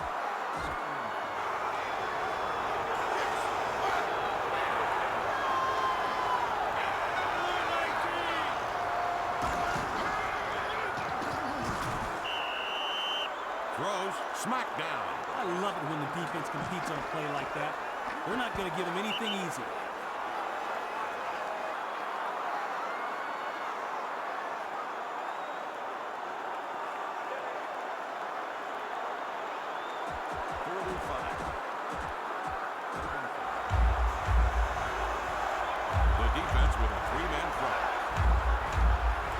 So a touchdown lead for the Raiders, 21-14, 3:49 to go here in the third quarter. Nice find by Gannon to convert that third down and 5. That's a big momentum builder for the offense. First and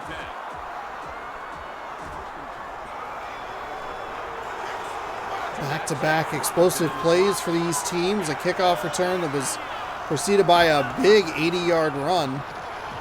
Two-point conversion attempt. On the move, throws downfield. That is not a great throw. It was lucky it wasn't intercepted. It looked like it was actually overthrown. The receiver couldn't quite catch up to it.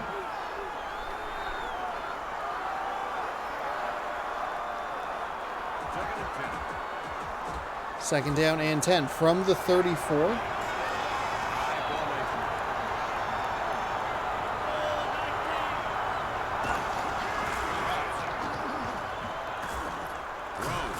That's a terrible throw.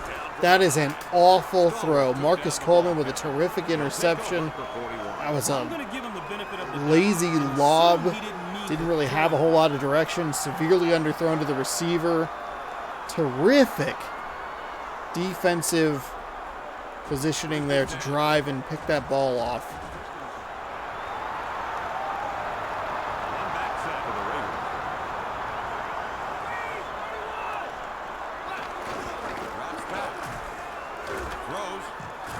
That's a man right over the middle, makes a man miss with a spin tackle. That was a nice play. The offense gets a first down. The Raiders are starting to take control of this game.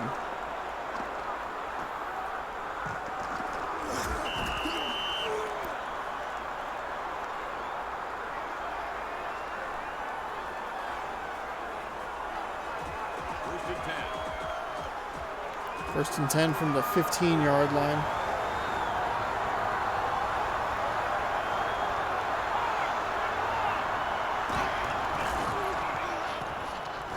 Rolls right. Goes back across his body, finds a receiver, even with a couple of guys in the area. He got it. First and goal. Give him the first down there. From the eye, tilted to the strong side. It's a handoff.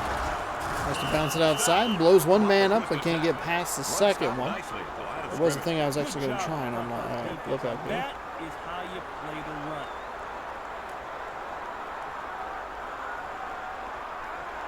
Second and goal. Go from the gun.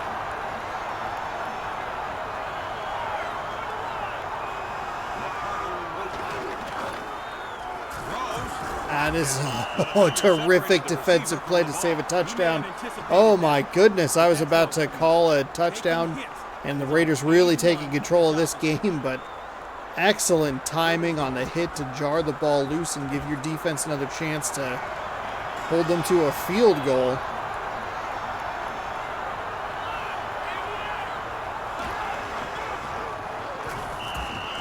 And there, that's what you need.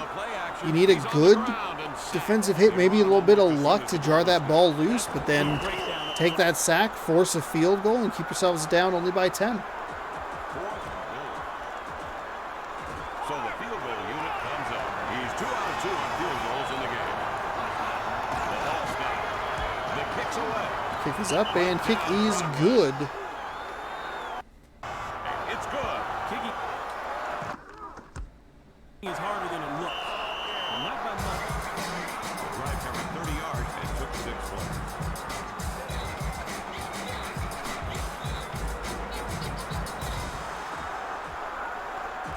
Rodgers gets back deep to receive the kick.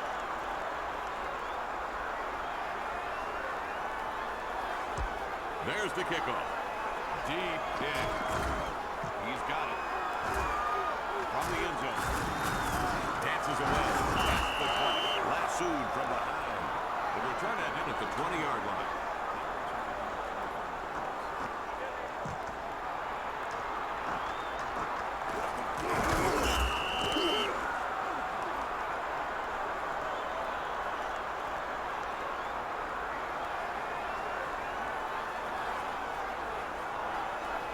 First and 10.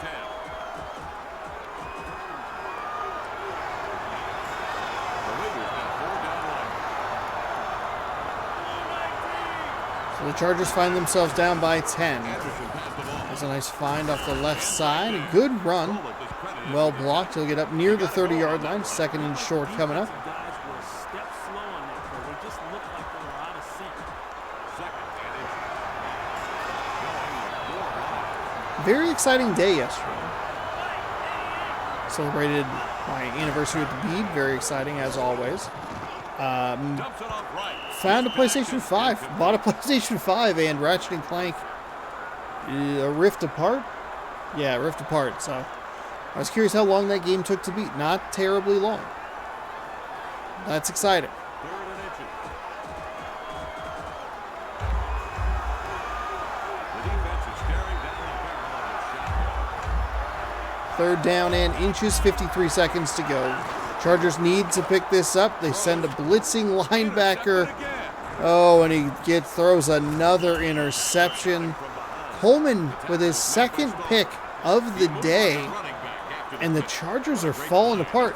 I don't know why they're throwing the ball on third down and inches. That is a run-the-ball scenario if I have ever heard one. You have a back that has nearly 200 yards on the ground. Granted, a lot of them came on one run, but still been effective all game long when you run the ball. That's at least the third interception that he's thrown. Your defense did a good job to hold them to a field goal last time. Keep you within striking distance. Spills forward. Forced down at the 16-yard line. Mixon made the stop for the defense. Waters picked up a little something.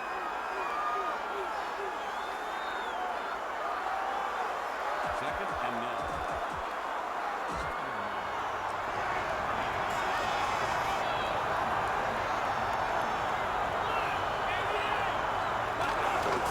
There's the pitch up. He's brought down. Porter made Got a the little stop. bit of help from the running back juking to his left, which was at the angle he was running backwards a yard or two.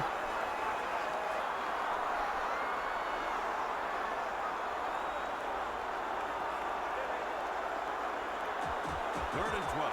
We're through 3 That'll do it quarters for now. quarter number 3. Keep in mind, San Diego was up 7-0.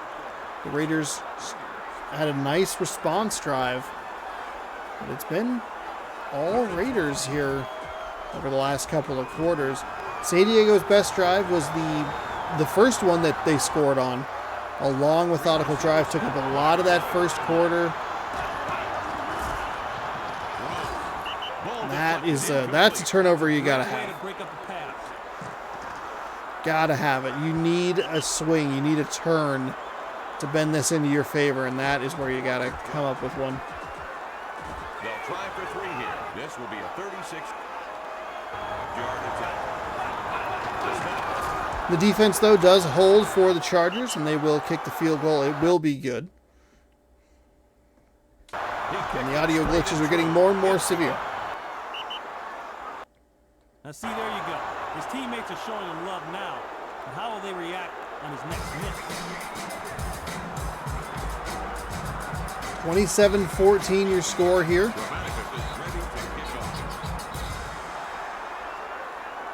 I mean, you could be looking at a 31-14 score. Keep that missed touchdown reception in the back of your head as we move forward through this fourth quarter. Terrible run back decision there. Got it up to the 17 or 18-yard line. Kevin, he tried to get A lot of something effort. started with that Again, return, just take but the there knee. just I don't know wasn't why it's not anything built there. in. Madden, definitely the king back then. I was hoping to see more improvements here in this second iteration of the game, but not so much luck. First and 10.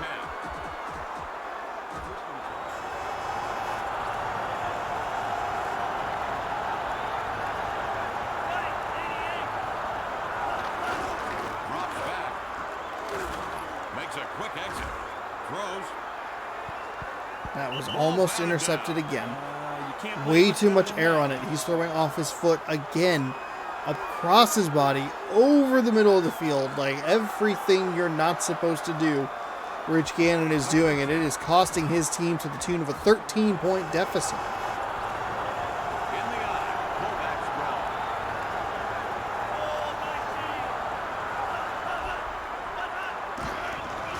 Gannon drops back. He's on the move.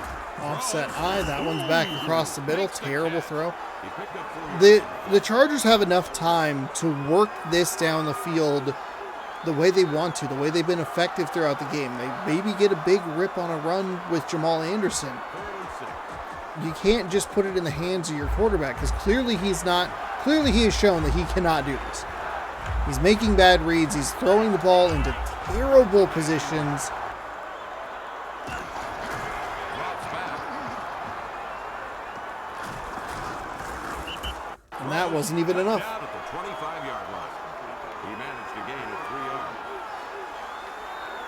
4th and 2. The Chargers have their punting unit on the field. There's the snap. The ball's in flight. Warwick calls it in. Here's the return. That's a nice move, but it took him too far out of Got a little bounds. back, but not much.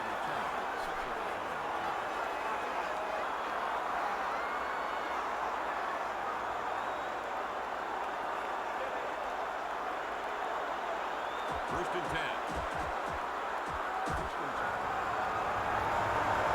Going from the out.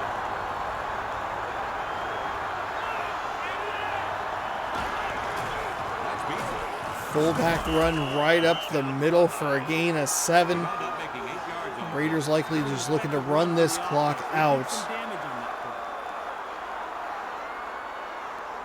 2nd and short.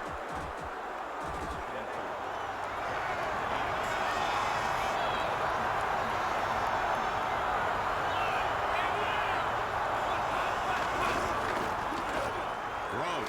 It's tipped. He Tipped dropped off the hands and incomplete. In the eye after you drop the ball like that.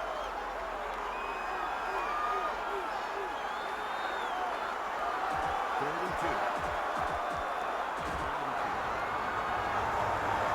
1, 2, 3, 4. 4 receivers. The incomplete pass is maybe not the best thing for the Raiders as the clock does stop.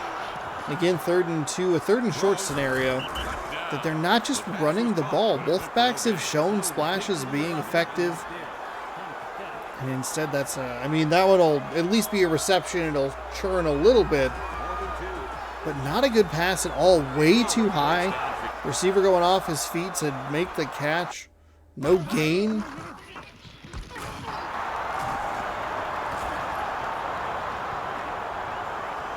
That'll go into the end zone.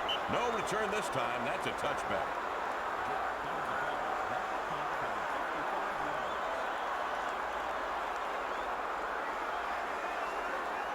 First and 10.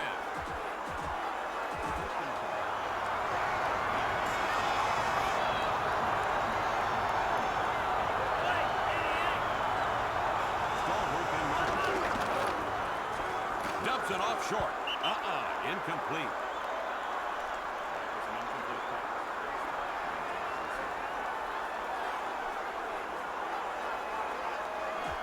Second and 10.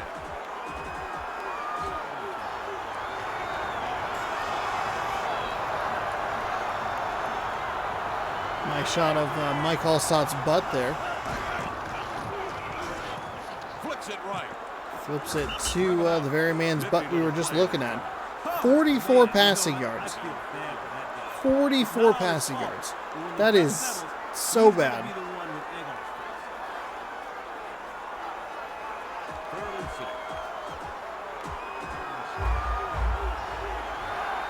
Lined up in the shotgun. Man in the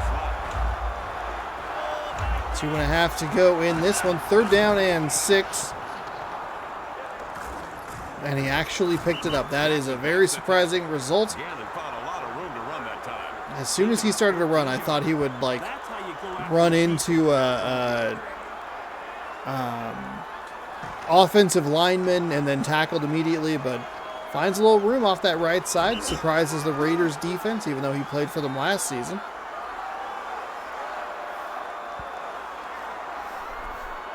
Well, in real life.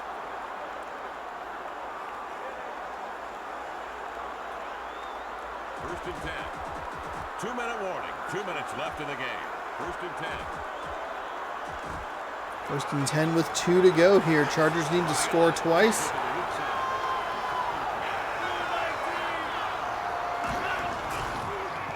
Hands the ball off. Tries to find some room off the left side. Can't. He was able to pick up a short gain. Second down and short. Timeout here. Timeout called by the visitors. They have 2 timeouts left. Why do they want to run the ball now? What was wrong with running the ball earlier? Maybe switching more to the pass game now. I feel like the Chargers have just been backwards here in this second half. Way too many turnovers. The defense has done a good job to keep them in this game, but And taken down near the 46. Thomas brought that play to an end. Terrific play there. Defense better Just find a not way to enough take that time play here. away.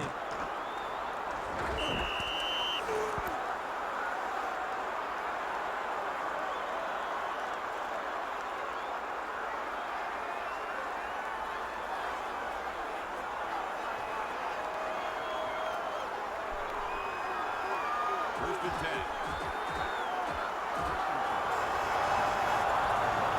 Three receivers.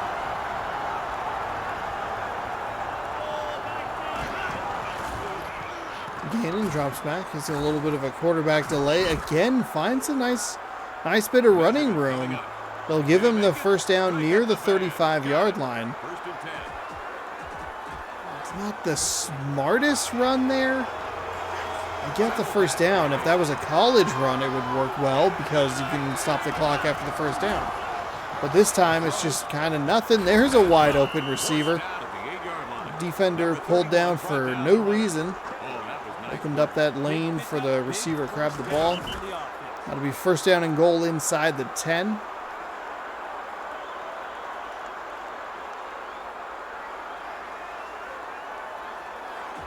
First and goal. Chargers needed one of these drives earlier in the game. 3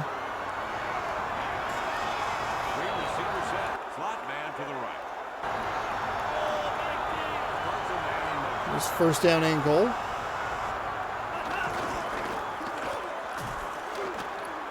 Gannon runs, fires, wide open receiver. Touchdown, Dante Stallworth.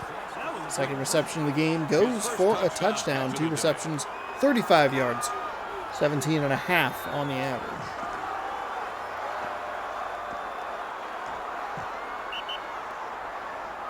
The drive covered 80 yards and took 8 plays.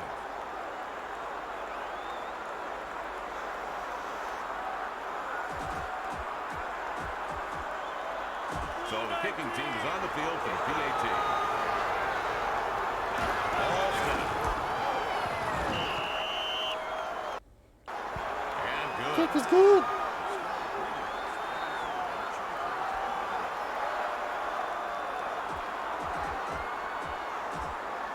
The Chargers are going for the onside kick. Oh, interesting. As you would expect, they've got to get the ball.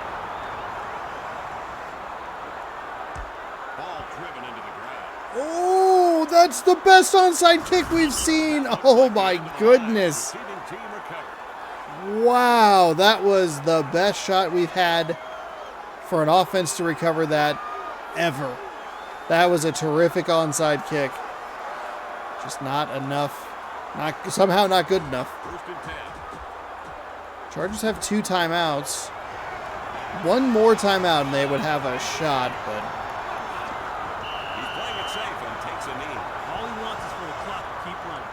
Timeout called by the visitors. They have one and San Diego will take their timeouts here.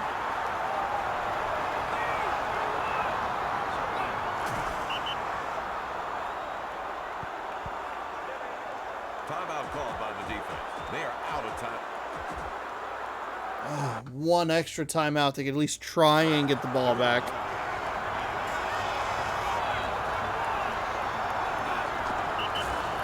This game does not have the clock management skills to make that like a thing that would be possible, but They'll put the ball away.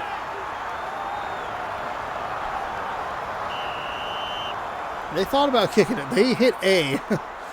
to get that started. But 27-21 in your best game of the day, even though the San Diego offense really disappeared there in the third quarter. Way too many turnovers. But the defense did an excellent job. I keep going back to it. They held them to 6 points off those turnovers, kept them in the game.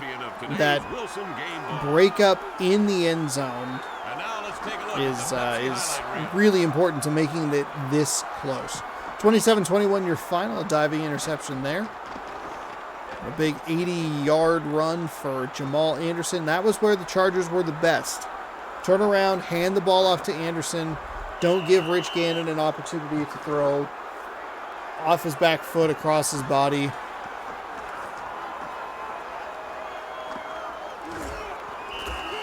Really swervy on the running there.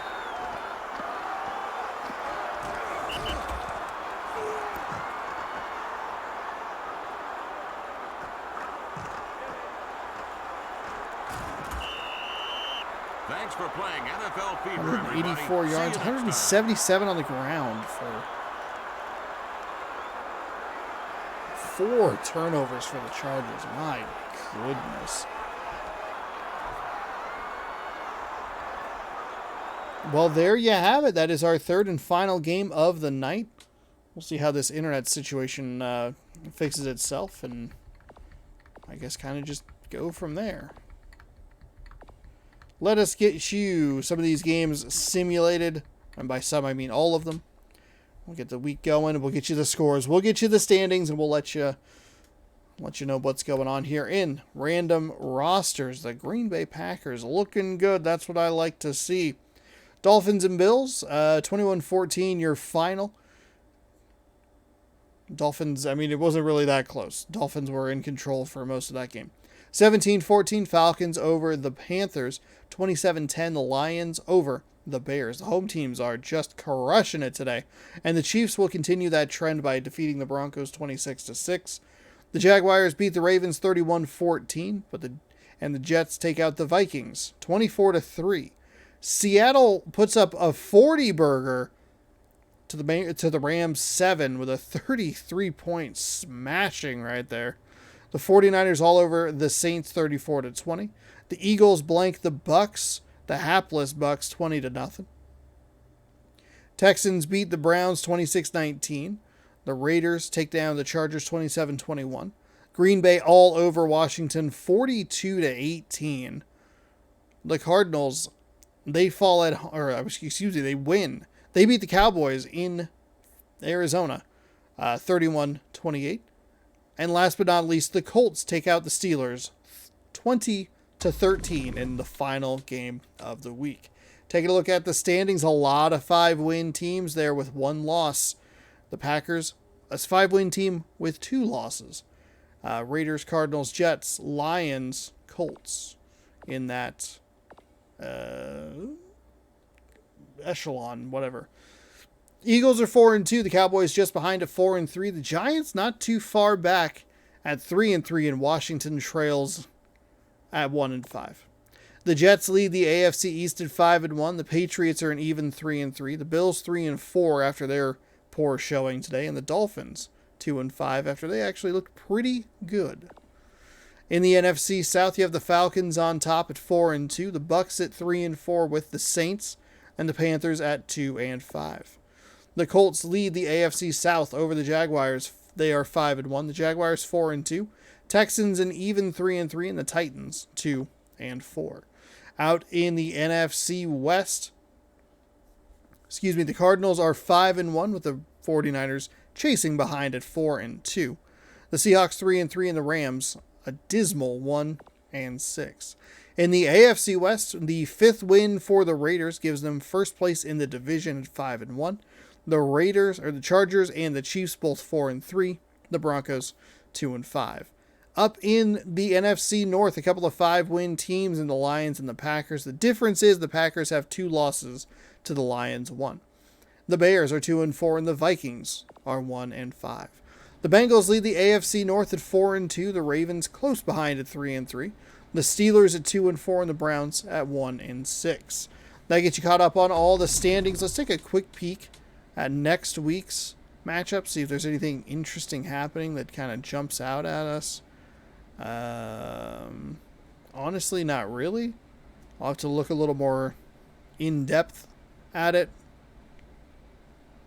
Saints-Falcons is a good rivalry game. The Lions? We saw the Bills, though. All right. Well, I'll poke around. If any of those sound interesting to you, be sure to let me know down in the comments below, and you might see that game on next week's episode. That will do it for this week's random rosters, which hopefully posted on time, but if it did not, I do apologize. It's obviously, not totally in my control, but I'm going to go see if I can maybe take a peek and try and get some of these videos like a week ahead, so that if something like this does happen, it's not the end of the world. Either way, thank you so much for watching. Hopefully you enjoyed. If you want more every Tuesday right here, barring any sort of internet difficulties or power problems or whatever, you can catch random rosters here in NFL Fever 2003 through the rest of the season. Be sure to scroll down, subscribe, ring that bell.